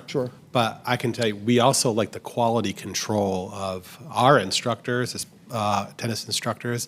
I put them up against anybody in the triangle. So, and a lot of them will come work for us because they know that they will get that business. So. What he said. If I may, just the one thing to add in there is exactly, but I just want to reinforce it. If it's happening on our court, people assume it's our program, and therefore, if they're not the best business person, they think that's a City of Raleigh program. So what we do is but I see it all the time, Chris, is if it's a bucket of balls out there, that's somebody who's using our court to make money. The whole challenge that we run through is those are tax dollar supported spaces. So the question is, we had developed a couple different programs where we just haven't moved that into tennis courts. Like if you think about our athletic fields, through our open space field rental program is exactly created for businesses to be able to use our spaces to be able to run their leagues. Our aquatic lanes do the exact same thing. Pools don't have, or third-party groups don't have pools. We do. They rent it, and that's how they conduct their business. Tennis, it really, I will say, I'll go back to Stephen, the instruction is often inferior, and that reflects poorly on us. Yes. Dog parks, Cary, Apex require that you have a key fob and that you're registered, that you've shown your rabies vaccination or whatever. And ours are very high use, very high maintenance, and very low cost. You want it or you want me to take it? Oh, I just don't compare us to Cary and Apex. It's like, would someone tell me an apple and a peanut or something like that? Because talking to their director, they have full-time staff that just do that. It is a money pit. Right. So that cost recovery just goes right down. And in Raleigh, we did away with the program of actually having dog tags and so forth. So Cary's an anomaly, we'll say. Yeah. I don't know if. No, you got it. Nationally and professionally. Oh, okay. Yeah. It's. Yes, For the most unless part. you go to a place like Carmel Clay in Indiana, which is like the Cary of Raleigh, you pay for everything, and yeah. So, and Stevens are exactly right. The cost recovery. So if you start charging a fee, there's an expectation of service and what that looks like. And right now, I mean, I'll be happy to bring All of that we have to. So when people complain about the mud on the fields, we just say, well, look, you're lucky you have it. No, but I wouldn't. We're actually providing a level of care and service for them. Well, I know a lot of dog owners who complain when there's mud on the dog. Yeah. You were using the compare, and it's understood, and that's part of where Charles and the team to try and get in there and work on them. But that's also where we've been really successful with adopt park groups as well. So what we like to do, if you'd like to help us solve that problem, come on, bring some friends, we'll deliver the wood chips. I have a question. So the opportunity I've mentioned this before, businesses that utilize the city's property to generate revenue, but the city does not get any revenue from those businesses. What are you all going to do with those businesses? Or is it a plan for that? Why I'm saying that is because where I came from previously, if you used our beach, you used our parks, you used our fishing pier, you use city property to generate revenue, we charged you for that because it's city property. So you're making money as a business, you're benefiting from it, but the cities and the taxpayers aren't benefiting from it. So City of Raleigh, with your destination parks, there's a lot of, I know it causes problems, but you have a lot of businesses that generate revenue on city parks, on water property, but the city's not getting anything in return. I'm gonna argue that it's probably not as extensive as you may think it is. So one of the cases that I used the two example, our athletic fields is the easy one.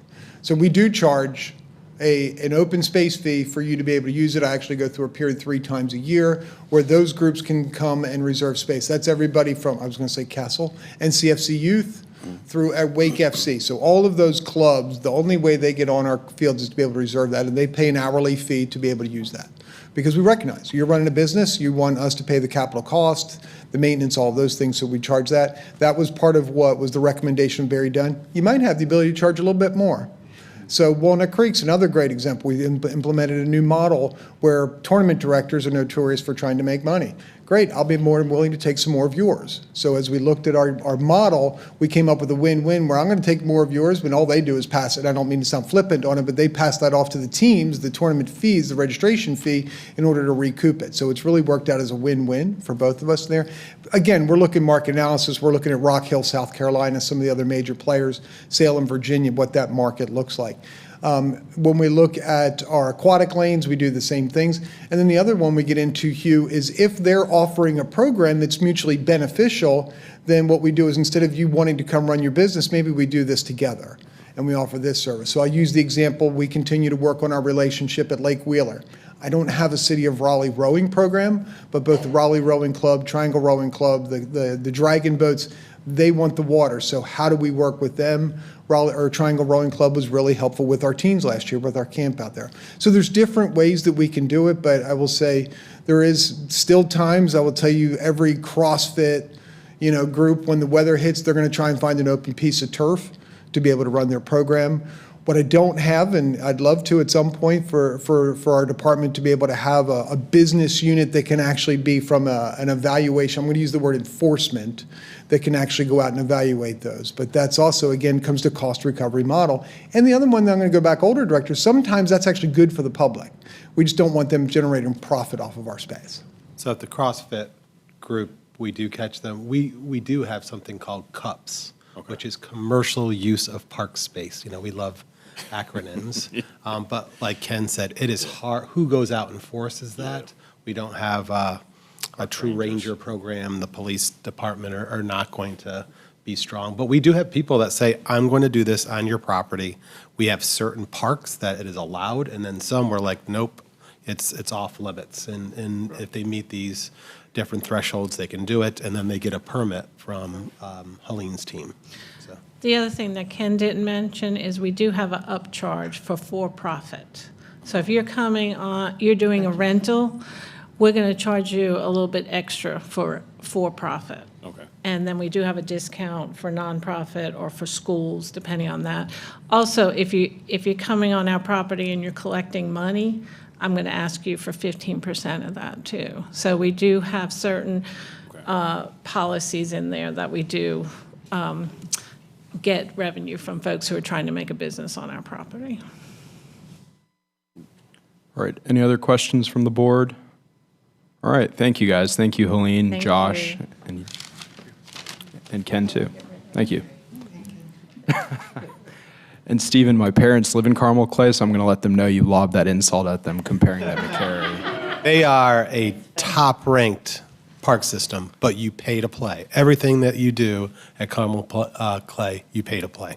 I'm going to tell you a funny story from there. When I came back from the national conference, I was so excited, and I was Beverly.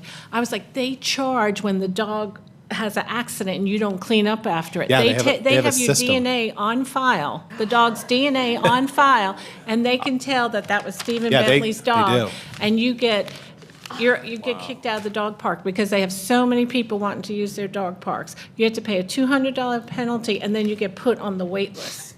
Yeah, they have, they're a gold medal winner, so they're a standard, but it is a system that people know nationally is like you walk in, it's like walking into an amusement park or a private Lifetime Fitness. You either have a pretty expensive membership or you scan your card and you pay. Interesting. I was wondering why my parents haven't gotten another dog, and that might be it. Okay. Our next presentation that we have is from Terry Naranjo. He's actually going to be presenting on the accessibility grant that we're getting for a playground at Carolina Pines. So, Terry. See if I can close out of this one. I think it's this one here.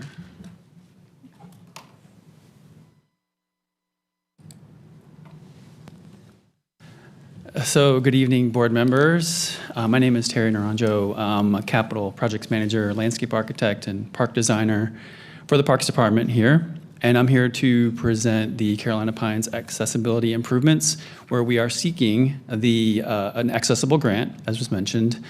And we are also seeking your support and approval tonight. So a little bit about the grant itself. It is administered through the Parks and Rec Trust Fund. It offers $500,000. So the matching for that is 20% or a 1-to-5 match, so it's a pretty good return on investment. We are seeking $400,000, so at a minimum, the city would be contributing $80,000. Carolina Pines is, as mentioned, is the park that we're seeking this grant for. It hosts Camp Friendly, which is a summer program designed for 6 to 12-year-old children with special needs. It's quite old, the playground and some elements of the park itself. The park itself is also considered in a high priority social equity area. So those are the factors of why Carolina Pines Park. Some of the demographics that we pulled demonstrate some high renter occupation, renter-occupied housing. So you could imagine some need there for space that people may have a variety of housing types, and bless you, and a variety of demographics you see there for this park. So some of the existing conditions, the upper pictures show the existing playground with the sand surface, which is not super accessible, and it's quite old and does not meet current safety standards. In the center is a path, a multi-use path that is also part of the scope that will be renovated. It's not in terrible condition, but we do want to make it help with making that accessible to the playground and to the park itself. This is an overall picture of the scope of work. You see the dash line coming in from Lake Wheeler Road there. That's the path that I was talking about. And it goes by the oval-shaped space there. That's the existing playground, which will be removed. And the new playground that we're talking about adding is in the circular shape to the right of the existing community center. So that's the location. And so looking a little bit closer at that, this slide shows the opportunities really for connectivity. So with the playground located right next to the existing community center, it's a much better location. We've got accessibility to the parking. We've got the center obviously with its facilities, its bathrooms and that sort of thing. We've got a shelter right next to it that we can provide accessibility to as well. And then the special events and programming, such as the Camp Friendly programming that we have there. And so this is a diagram. So the park is not, the playground's not been fully designed yet, but this is a suggestion of what the layout could possibly be. And in addition to addressing some accessibility issues, we really, on the right, you see some of the broader picture opportunities to really make this an inclusive playground that touches on things like sensory items and cognitive and communication. And with this, it really is focusing on developing the whole child and not just, providing a play environment. Looking at some of the fun elements that we could include in this design that, again, sort of speak to development of the whole child.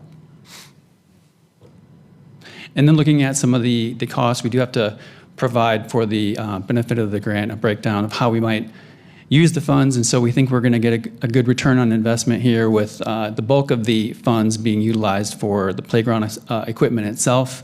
So that's the big line item there. And again, really just feel that this grant will be able to help provide a wonderful benefit to the community and to this park.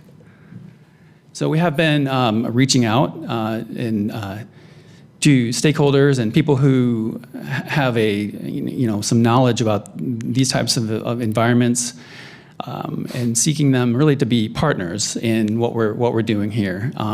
So including the Mayor's Committee for Persons with Disability, actually just met with them this morning. We're looking to also get some feedback from the Governor Moorhead School of the Blind and really partner with these groups to help inform us as to how we can make this really a place that serves the community in an effective way. So, I forgot to mention that the grant is actually due on March 3rd, so we've got a little bit of time. But we are seeking your support as part of the submittal to the grant. So with that, I'll take some questions. Any questions for Terry? Bob? Well, thank you for presenting at the Southwest CAC meeting. It was very well received. I can tell you that my biggest input from the community has been related to the trees. The tree.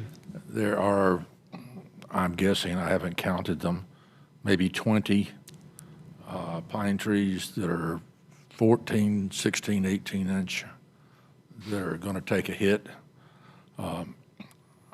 I know we're having to make a lot of difficult decisions, but I would think it would be micro design trying to determine which of those trees you can actually save at this point. But please let the community know when you can and what you can. I don't know.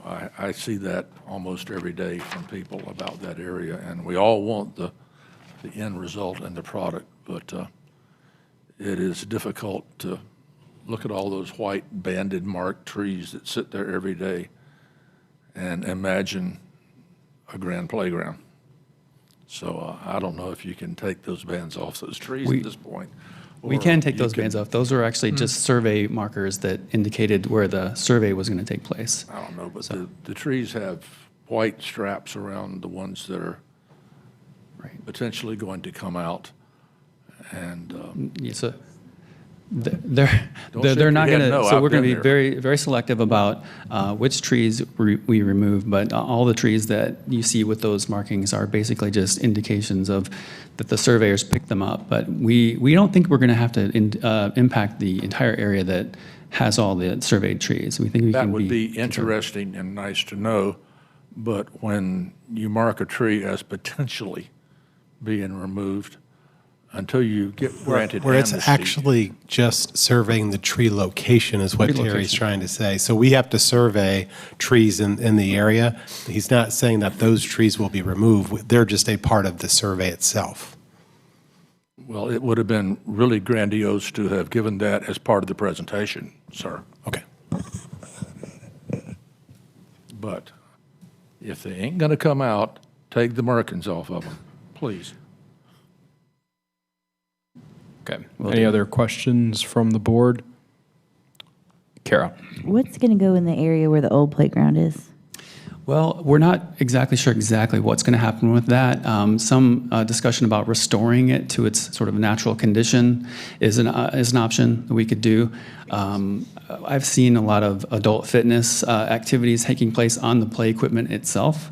So possibly we could put some, not as part of this project, but maybe in the future we could look at maybe some adult fitness in that area or something like that. But basically trying to restore it into as much as we can to its natural condition. Beverly? I know that we got a similar grant for the Raleigh Park. Yes. And I think is construction starting this spring on that? No, Shawshine's not here, so. She is. She's coming on the Raleigh Park.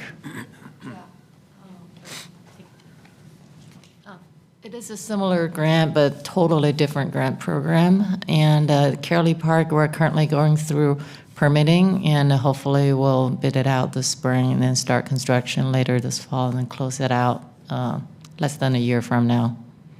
I'm just wondering if there are things that are applicable at the Raleigh Park that would be usable, since it's targeted to fairly similar children. I'm not sure what you meant by something can be used, but we are coordinating between, ideas, yes. We are coordinating between these two playgrounds to make sure that we don't duplicate a lot of the elements, and we're even intentionally selecting vendors, different vendors supplying different equipment because those two locations are so close to each other. All right. Any other questions for Terry or Shawshine? All right. Thank you, guys. All right. So board activity that's required tonight. Yeah, I was just going to say, do we need to make a motion to support Yes. the funding? Okay. So before we do that, is there any discussion from the board? Any points people want to bring up? Okay. Seeing none, is there a motion, Ian? Just a question, if the grant amount isn't enough to cover the construction is the contingency to leave the old playground or remove features of the new?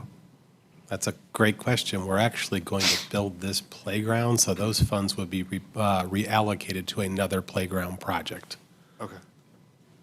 Looking for Shawsheen for confirmation. We actually, sorry, Josh just chimed in. This is a funded project, but opportunistically, this grant came up and we were like, oh, if we can get 400 grand here, we'll leverage that and that'll go to the next playground project. That sounds good. Yeah.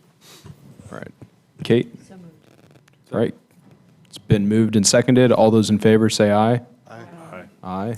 Any opposed? All right. This passes. The board supports funding this and supporting the grant.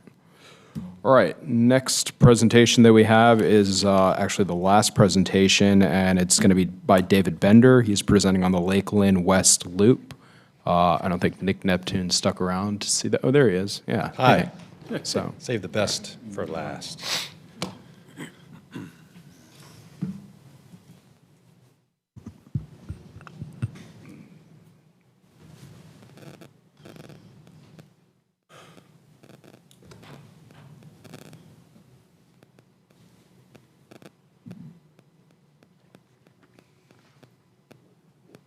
Sorry, I'm looking.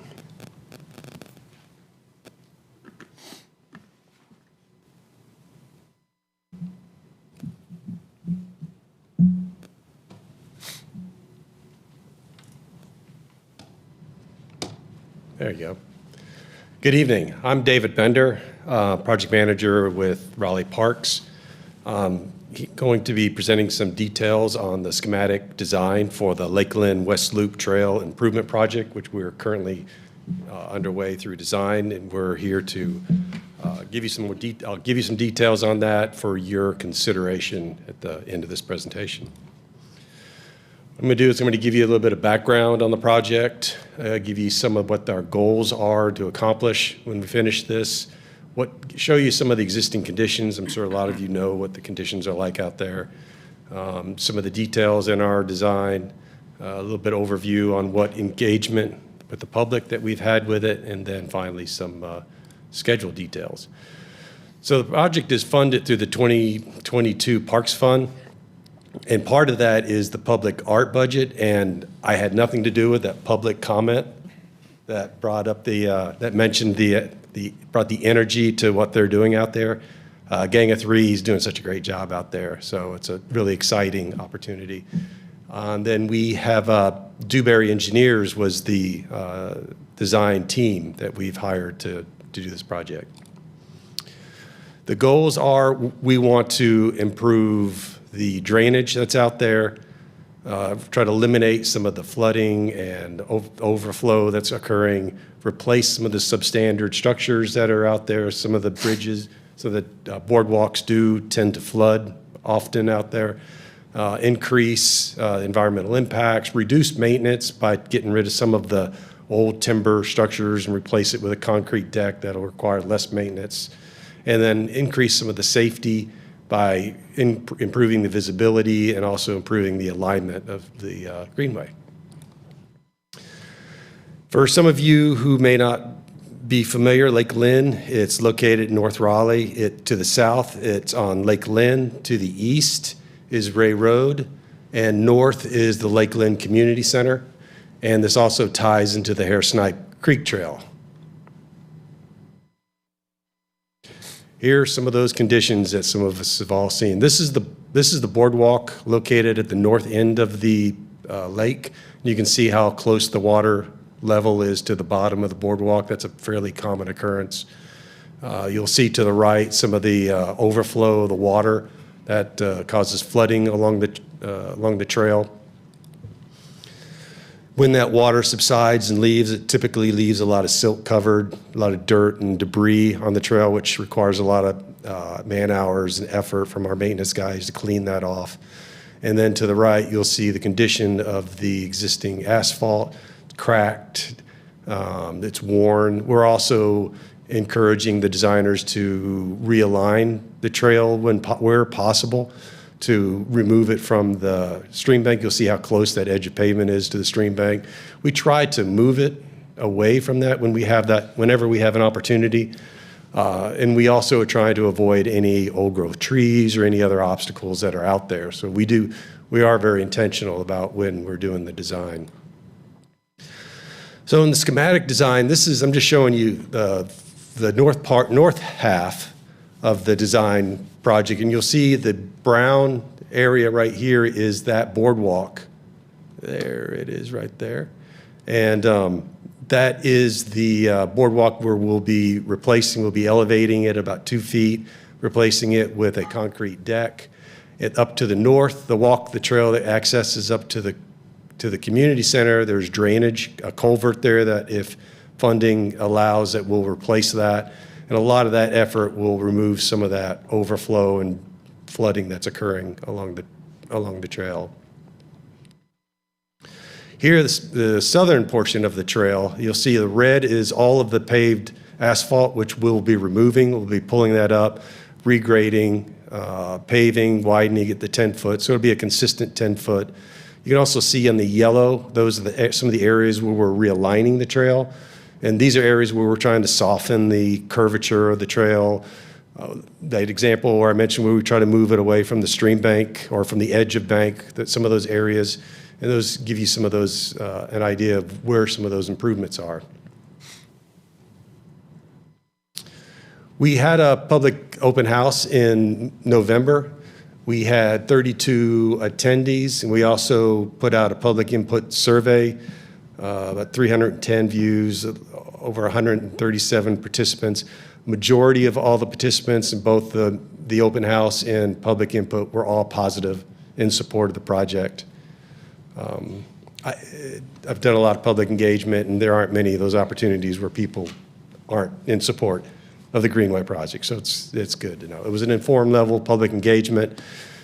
It was advertised by the project website. We sent out over 1,800 postcards. We put signs out, and we also went on all the social media. So it was well broadcast. So we went to the Greenway Committee, and early December, we are anticipating design, permitting. There are some easement acquisitions required to occur end of this year. Estimated start of construction is in the spring of '26, and summer '27 would be estimated construction completion. Be a little over a year for construction. And purpose of being here this evening is to ask for your input, your consideration, recommending approval of that schematic design for the Lakeland project. That is the end of my very quick presentation, but gives you lots of time for questions. Any questions for David from the board? Kate? Between that year plus that the project will be going on, will the trail be completely closed then? When it's under constructed, yes, it will be. Just like when we did the east side about 3 years ago. Once the contractors are out there clearing trees with heavy equipment, grading, then they try really hard to keep people off of it. But with so many access points, people still get on. But officially, the trail will be closed. But they'll be able to access the east loop. Can I ask, I know that Lakeland is well used. Is there going to be an impact to parking lot area at the trailhead near the community center? Any staging may occur in that parking lot, similar to what occurred when we did the east loop. There could be some staging of some materials or equipment. They will also be able to stage along the trail. And there's also some areas along the trail that they can also do some staging. So we're at schematic, so we don't have that construction access or the staging area is defined yet. I don't think we have, no. So from my experience of doing the east loop, the most logical location would be the parking area. So there could be some. Summertime they got a great track out program between that and pickleball players. A lot of cars there, so just curious. Other questions from the board? Oh, Doug. Tell me about the visual quality analysis and this schematic design? Not aware of anything like that, but when I mentioned safety in terms of improving the sight line by straightening out the trail, some of the trees that are adjacent to the edge of pavement, those will be removed, and that will help to improve the line of sight so that it's a wider, you can see further distances so that there's not any sharp curves or any obstructions in the trail. Very similar to how we finished the east side on the east loop. Is that what you're? Yeah, that's it. It's visibility and visual. Yep. And what do you see when the trees are gone? We did Lake Johnson, that section of the trail. We also did the east side of Lakeland, and we moved a lot of trees out of there. And by doing that in the way that it opened up the canopy in there, it really creates a really nice environment, nice area for it, as well as improving the sight line. So I think there is some, you do notice some of the trees that are removed, but I don't see that there's a significant impact to it. And again, we're trying to shift the trail where we can. We know where there are some old trees, and we're trying to align the trail to avoid to be as intentional with tree removals as we can. So maybe we could talk about the second part of the VVR equation, which is the visibility. Sounds like you've got, but the visual resource protection, view sheds, and distant objects that might otherwise intrude. And I've looked at that, and it doesn't look like that's a big problem, and it is something that they go together, and it seems like there's a good intentions to make both of them work. The visibility for safety and the appearance factors of keeping enough trees or designing the scheme so that it minimizes and mitigates intrusions from outside built objects. Sure. Any suggestions are welcome, especially in this early stage in design. I'll comment on that you're looking at a lake, and there are all kinds of psychological studies that show the benefit of being adjacent, not only being in nature, but also looking at water. And so when we talk about view shed, I can't think of many other parks that have a more impactful view shed than walking along a lake. So yes, there may be some, right now the trees there are pretty cluttered and clustered, and some degree of selective removal will not, in my opinion, such as it is, detrimentally affect the viewscape, because you are looking at a lovely lake. I assure you that I made the point specifically for you because we've had this conversation before. There are two sides to the trail, and we know from experience with a river that attention wasn't given and probably wasn't necessary, but that it's one of the boxes that you check really ensures that it's being looked at for the whole panoply on both sides. All right. Any other questions for David? No? Okay. Thank you, David.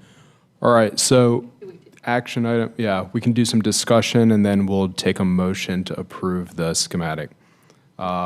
Discussion points? No? Okay. Any motions? All right. It's been moved and seconded. All those in favor? Aye. All those opposed? All right. This passed. All right. Good job, board. That was the last of our presentations that we have tonight. Now we'll move on to the director's report. Stephen. Good evening, everybody. Your last meeting was actually November because we had the holiday party. But in December and in January, the council approved several of your actions from last fall related to bond projects. Before I go into those, the council authorized us to proceed with a grant for Lake Wheeler. What we are observing is just the use at Lake Wheeler and the adjacencies. There's a lot more runoff. So we are applying for a grant to control some of that runoff. It's a technical grant. If you get the technical grant, you then get the construction grant. So fingers crossed, but it required council approval for that. We also received our official contract for our grant at Walnut Creek. And that is a grant that will provide access on the other side of the Walnut Creek Park.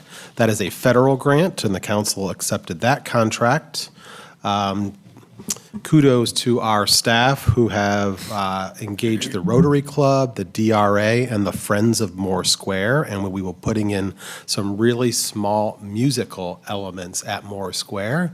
The same company that is building the play equipment over at Dix Park is going to provide some custom small musical, like dance around and do things over at Moore Square. There is the one section of Moore Square where it's like a circular sitting wall, but it's blank in the middle, and what we're looking at is how do we activate that space and play off of our relationship with marbles. So The one that's on the other side of the big chair or across from marbles? Right across from marbles. Yep.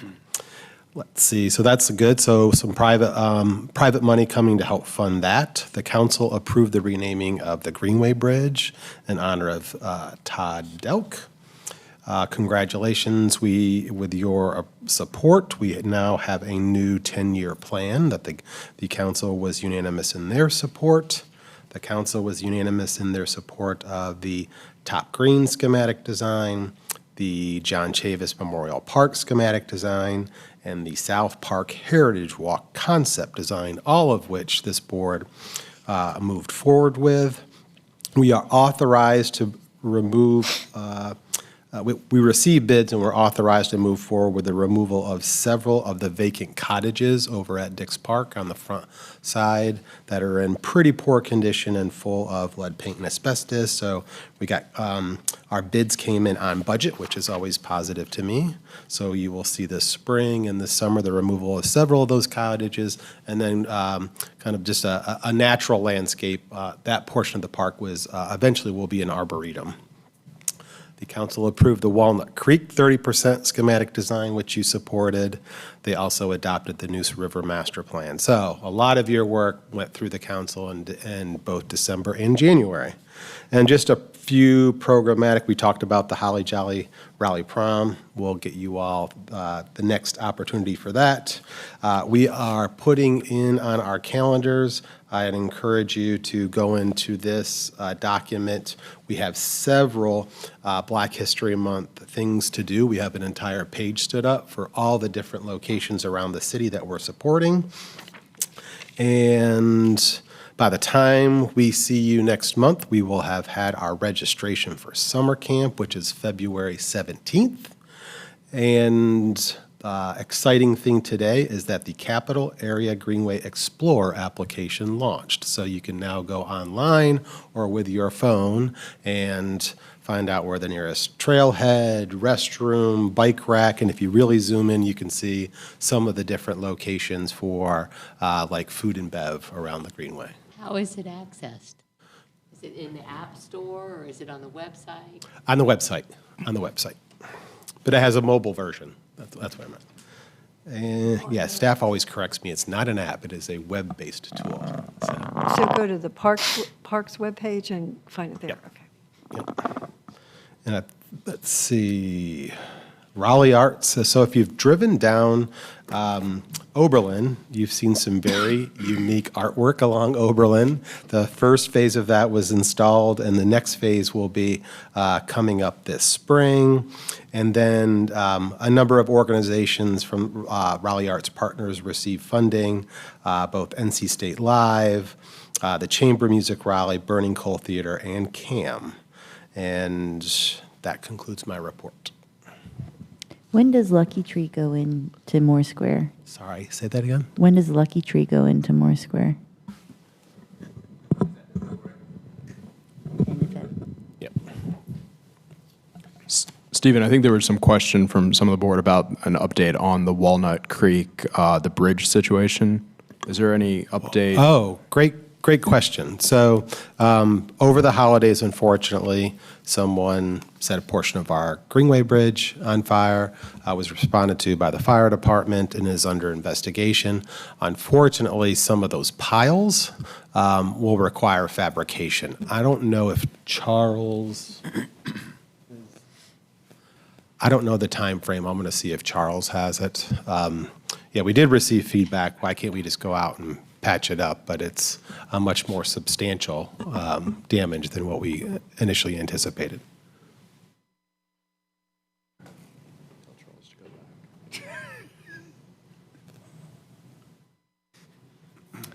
Hello. To answer that question, right now, staff is still looking into it, but we anticipate 3 to 4 months. Once we get that, we will send it to the board. Yeah, once we get like a hard fast number. Yep. Okay, thank you.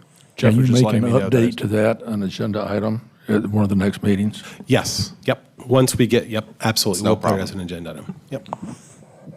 All right. Any other questions for Stephen on the director's report? Beverly? Can you provide us an update on the bollards? We had the gentleman who had been so severely injured from the bollard being down, and I continue to see the need for paint around bollards that is current and bright, and for the more consistency in their upright status. I don't know if I have an update besides we've spoken with all of our partners. So we're not the only ones that have keys. Our fire department, our police department all access the greenways. We do have a maintenance program to keep them as bright and yellow as we can. But based off of the feedback and the comments from the individual that came, we reinforce to our partners, hey, if you put one down, put it back up, because it could cause an undesirable effect. So my recollection of that incident for when the gentleman was injured was that the bollard, when it went down, it went to the side. And so when he went through with his bike, he hit that obstruction. Is there a reason why the bollard can't go down forward or backwards? Like, so that somebody that's zooming down the trail would just go past it? I do not recall that it was on its side. Our bollards go, they go. Oh, they go yeah, forward. Oh. Yep. I don't know what. It's just that they stick up 8 or. Oh, I see. They don't move at all. I mean, they're, yeah. Okay. Yeah. I mean, they move down and up, but if you hit them, they are just like a sheer impact. So. Okay. To add to this discussion, I've been doing an informal survey of the bollards, and there's plenty that if you wanted to drive on the Greenway, you could just drive around it. Like, is there a legal requirement to have the bollards at the end of the Greenway? There is not, but they're a deterrent. They're definitely a deterrent. And if someone wants to go around, we can't stop them from going. They will find a way to get on the Greenway, but it's a good obstruction. Thankfully, everybody knock on wood, we've only found one car in the last 4 years on the Greenway. So. Yeah, and it was found by your fellow. Of course you did. Your fellow board member. Yeah, it is always a challenge to keep automobiles off, and a lot of times it's boulders. That's what we do, or the plantings. So. All right. Any other questions for Stephen on the report? No? Okay. We'll go to committee reports. Parks Committee did not meet, so there's no report. Greenway Committee did meet, and part of your report was already taken, so apologies for that. We did meet. We had a good crowd.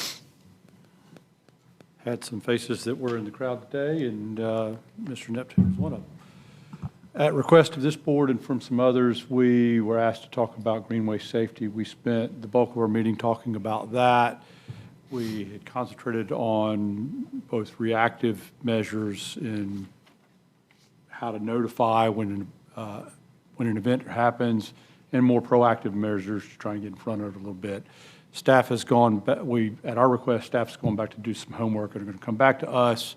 We will have another discussion, and then we'll bring our findings, recommendations to this group. We got a little update on the Big Branch extension, and they're going to come to us in April, and then we'll come to this group in probably May. And then we talked about the Walnut Creek fire.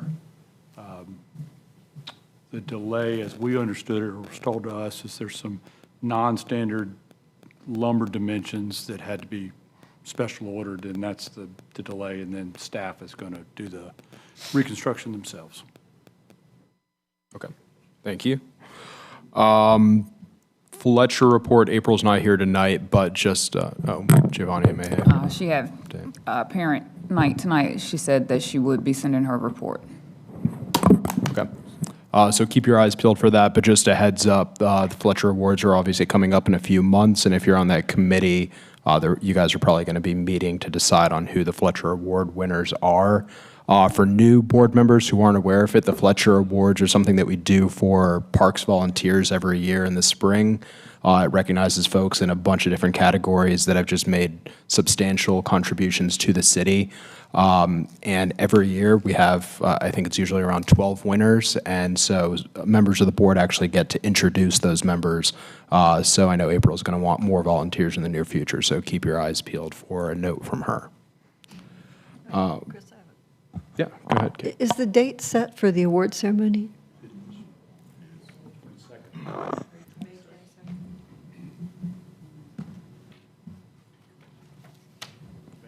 And Chris writes the best intro, so you guys have to try to get on his level. That's not fair to put that amount of pressure on me, but challenge accepted. Yeah, that date's May 22nd. Yeah, it's a lot of fun. It's a really cool evening, and it's usually at the Martin Marietta Center, although this year it is, yeah, at the Greg Poole All Faith Chapel in Dix Park, so that'll be cool as well. Okay, and SWAT committee. So we are continuing we're continuing our work on preparing to help parks develop a plan for protecting and enhancing the tree canopy in Raleigh, focusing on city-owned land and right-of-way, and also things that can be done to encourage residents to do more on their own land. And staff is developing a situational assessment, and we've had different departments come and talk to us. And this last meeting, we had Stormwater come. And then we also had a discussion about the ways that the parks staff is thinking about reaching out to citizens to get them engaged in this project. And they've actually developed a survey. They may have sent it out to all of you. If you haven't seen it, I'll ask Emma to send it out to the whole board. And another big thing that's happening that I've mentioned before, but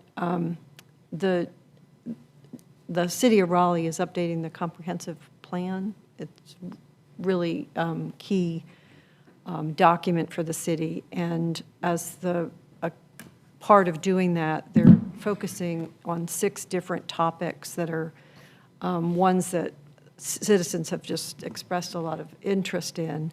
And one of those, surprise, surprise, is trees.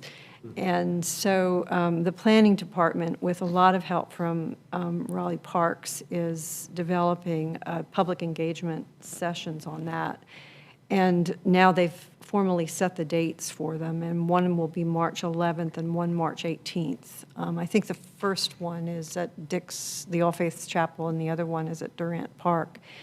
And I went to ones that they did for stormwater, and really engaging, wonderful programs, and also the most delicious food you've ever had. So you definitely want to put this on your schedule. But it's been fun helping pull that together. So that's a big part of what we've been doing. Yeah, that's awesome. That's a really good update. Now liaison reports. CORAC did not meet since our last board meeting. I think that meeting is coming up this next Tuesday, so no report. BPAC, Beverly, did you have a report? Did not meet in December. Okay. All right. 2 reports. Dick's Leadership, I didn't attend, but Jeff attended for me, and then Historic Resources, if you want to give those together. Ooh, I was not prepared for Dick's. That was in November. But did you give I guess you didn't give a report in December, so was there anything that carried over from there? Put me on the spot. Sorry. Skip. You can skip straight to Historic Resources if you We want. didn't meet because it was the holiday party. Okay. All right. The nominating committee, keep your eyes peeled. If you're on the nominating committee, I'll reach out to you. Giovanni has already sent out an email about information. We were successful, obviously, with our first suggestion to council. We have Carrie now as a member of our board, but we still have 1 vacancy. So once that vacancy is filled, we're going to have some empty airspace where we won't have to meet again for a while. But keep an eye peeled. I'll reach out to you guys, and we will get that work completed so that we can get a recommendation in the clerk's office soon. Chris, can I ask a clarifying question? So the remaining vacancy, has the nominating committee made a recommendation for that already, or you're working on it? No, that's what I'm working on. The delays with me, I need to just get everybody together and get all the recommendations from them, and then we'll kind of coordinate it. Just the same thing that we had outlined in the work plan last year. Great. Yes. Once the meeting is set, please let me know so that I can get with the city clerk's office to get that updated list. They don't want to send it until a date is set for the meeting so that you all will have the most updated information that comes through. Is that going to include this time the vetting ahead of time to make sure that they're no? No, but remember, once we get it, You'll be able to. I'll have our staff do a quick GIS analysis. Yep. Fantastic. Okay. No. Is it going to come in an Excel sheet this time? Do you know, potentially? We get all of the application, each one, and you. That's how they send it. That's how the city clerk sends it to us. It'll be hard to put that GIS stuff into the PDF. Yeah, that's a good point, Kara, that I'll ask what formats we can get it in, because in order for us to put it in Esri and export it, we're going to want it in a table format. We'll check. All right. Any CAG liaison reports? Anybody meet? The CAGs may have been quiet over the holidays. Beverly? Well, just hip, hip, hooray that the Neuse River Plan was passed at the January 7th meeting. And that was just the master plan. Now there will be more. But it was a big deal to get that one with unanimous approval from the city. So. Yeah, that is really good news. All right. That brings me to the chair report. I don't have much except, I've mentioned this a few times. We are going to look into kind of a committee reset just to kind of refresh who's on what committee. So if you're interested in committees that you're meeting on, that you're not on, we're going to figure that out. If you're interested in any leadership roles, committee chairs, committee vice chair positions, liaison roles, let me know about it, because obviously we want to be able to do that. Not that our current chairs aren't doing a great job. If you guys want to continue in those roles, obviously we're going to want that as well, but just anybody that wants to do anything different. Part of that is that if you are interested in certain committees that you currently can't make the meetings of, we're going to look into rescheduling those. So once we have a full list of what board members are interested in what committees, we'll be able to kind of do a poll as to what are the best times that work for all of those people. As we've mentioned in the past, we don't want to change the committee meeting times too often. Once a year is probably the most frequent we're going to do that. So this will be kind of the upcoming meeting times for each of those committees. And that's the 4 standing committees. We obviously don't have official meeting times for ad hoc committees. So start thinking about that and keep your eyes peeled. I'll probably shoot an email to each and every one of you just to kind of follow up on this. Any other questions, comments from any of the board members before we adjourn? Ian? Just a quick update on the Sertoma Art Center. There was an open house on Tuesday. lot of the comments there were regarding the phased construction and support for the phased construction. I didn't hear what you said, and sorry. Oh, a lot of the comments at the Sertoma Art. Go for it. Yeah. Were about phased construction because the pottery and art classes are such a critical resource for the community, and there isn't really a replacement. I know that would lead to probably a longer and potentially more expensive construction project, but would not have any loss of service. So just want to push that forward, that it's an important concern of the community. And they also picked the artist for that project, and I am blanking on his name, but he did the entry gate to J.C. Ralston Arboretum, and will be, yeah, that's the one. And he will be doing a course, and I don't think a date has been set for it, but you can participate in selecting the art. I think that is part of it. So as I get more details on when that happens, I will forward that to you all. Okay. Thank you, Ian. Stephen, were you asking me a question right before that? Two things. One was about mentioning the retreat. So we're going to send a doodle out. Yeah, that's right. So if you guys have been on the board for a few years, you remember the last time we actually did a multi-year retreat was over 2 years ago. So we're looking to do another one of those this year. So we're going to look at calendars. We're targeting the spring around May. The idea is just that we'll have a chance to kind of deep dive. We'll get to hang out with each other for longer than a 2 or 3 hour Thursday meeting. We'll also get to hang out with city staff. We get to learn a lot about different departments, how the city operates, some of the criteria that are used, some of the stages with various park construction projects and how that goes through that life cycle. So start thinking about times that are available in the spring, and I think when you guys get those we're going to send a doodle out for dates, and then we will preload some topics that we think you all might want to cover, and then leave a blank if you all want to fill in, and we can bring that back and you all can discuss what the topics will be. So dates and topics will be coming. Yeah, and depending on what the topics are and how much we actually have to talk about will help determine whether this should be 2 days, whether it should be 1 day. What we did last time was we met on a Friday evening, and then we just did a half-day session the next Saturday instead of doing all-day Saturday, so that people could kind of get away and get back to other stuff. You missed it, but we had a retreat last January. Well, that's why I said a 2-day retreat, because I knew I missed the 1-day retreat. Yeah, you guys may remember the shorter one in January last year, so this is going to be a longer one. We may even take city vehicles to kind of tour different parks around the city. That was part of the 2-day session. And you guys might even we might get cool swag from the department like we did last time. We can figure that out, yeah. So, the only other thing I was going to plug was if you go home, watch the WRAL news. Last Thursday, someone unfortunately had a heart attack in our pool. Fortunately, our staff saved him and revived him.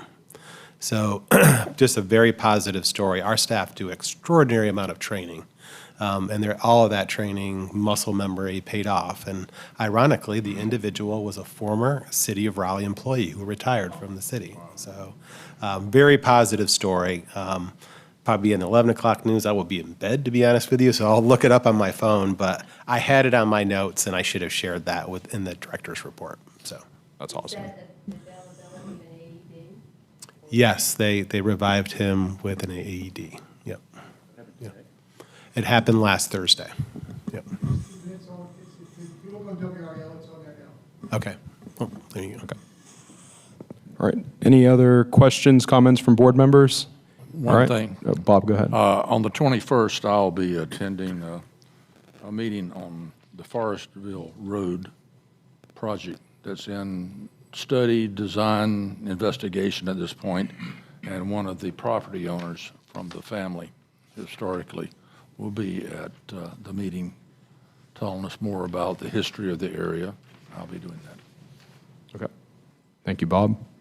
All right, if there's nothing else, this meeting's adjourned. Thanks, everyone.